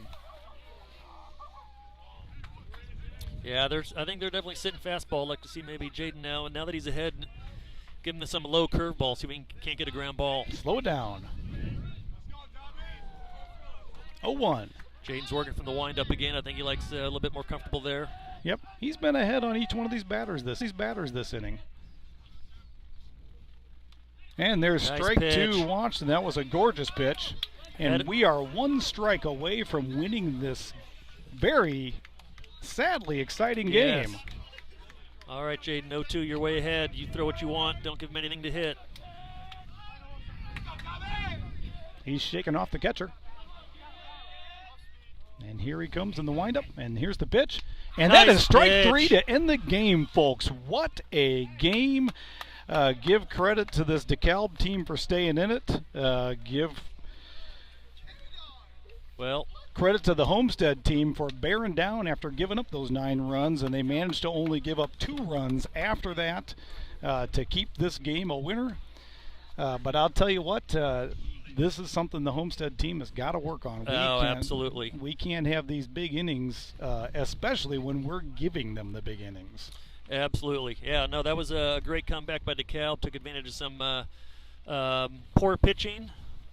Couldn't hit the strike zone, but Homestead was able to still find a way to win this, and Jaden Lepper did a great job of coming in and pitching those last couple innings and getting a strikeout when we needed it. With that tying run sitting on third, that's a pressure situation for Jaden. He came through big. Great job to Jaden Lepper. Absolutely. And especially with the contagiousness of the walking that we've seen on our team, for him to come in that inning and end that contagion. And I'm not sure he walked 4 guys after that, which that's a lot of guys, but he walked 4 guys over 4 innings, so I'm pretty pleased with that. Yeah, he had a few walks early, but I think he settled in nicely and was able to throw some strikes. And even though DeKalb did a good job getting a couple of hits there, they just he stayed with it and put the pressure back on the hitters to do the job instead of giving them too many freebies. So.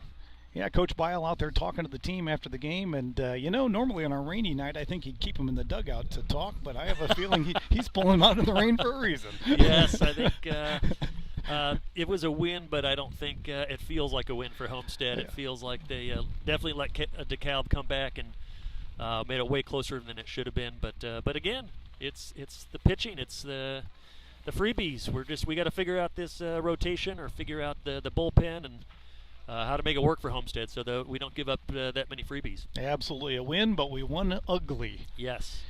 So I think with that, we're going to sign off, and we're going to pack up our gear and get out of the rain ourselves and get back to warmth. So, folks, thanks for joining us tonight. I think we hit a maximum of about 35 viewers of the game. Fantastic. And I know that you were sitting through some stuttering of the not only the announcer but of the broadcast, and so I appreciate you sticking with us tonight.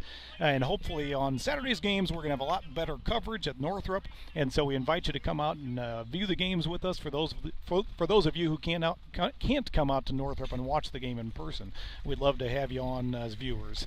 We enjoy it. I think, Craig, you're enjoying doing this? Absolutely. It's a lot of fun, Dan. Thanks for inviting me to the broadcast booth. And, looking forward to the next broadcast. And let's see if we can Homestead work out some of these bugs. All right, let's go Spartans. And we'll see you folks later.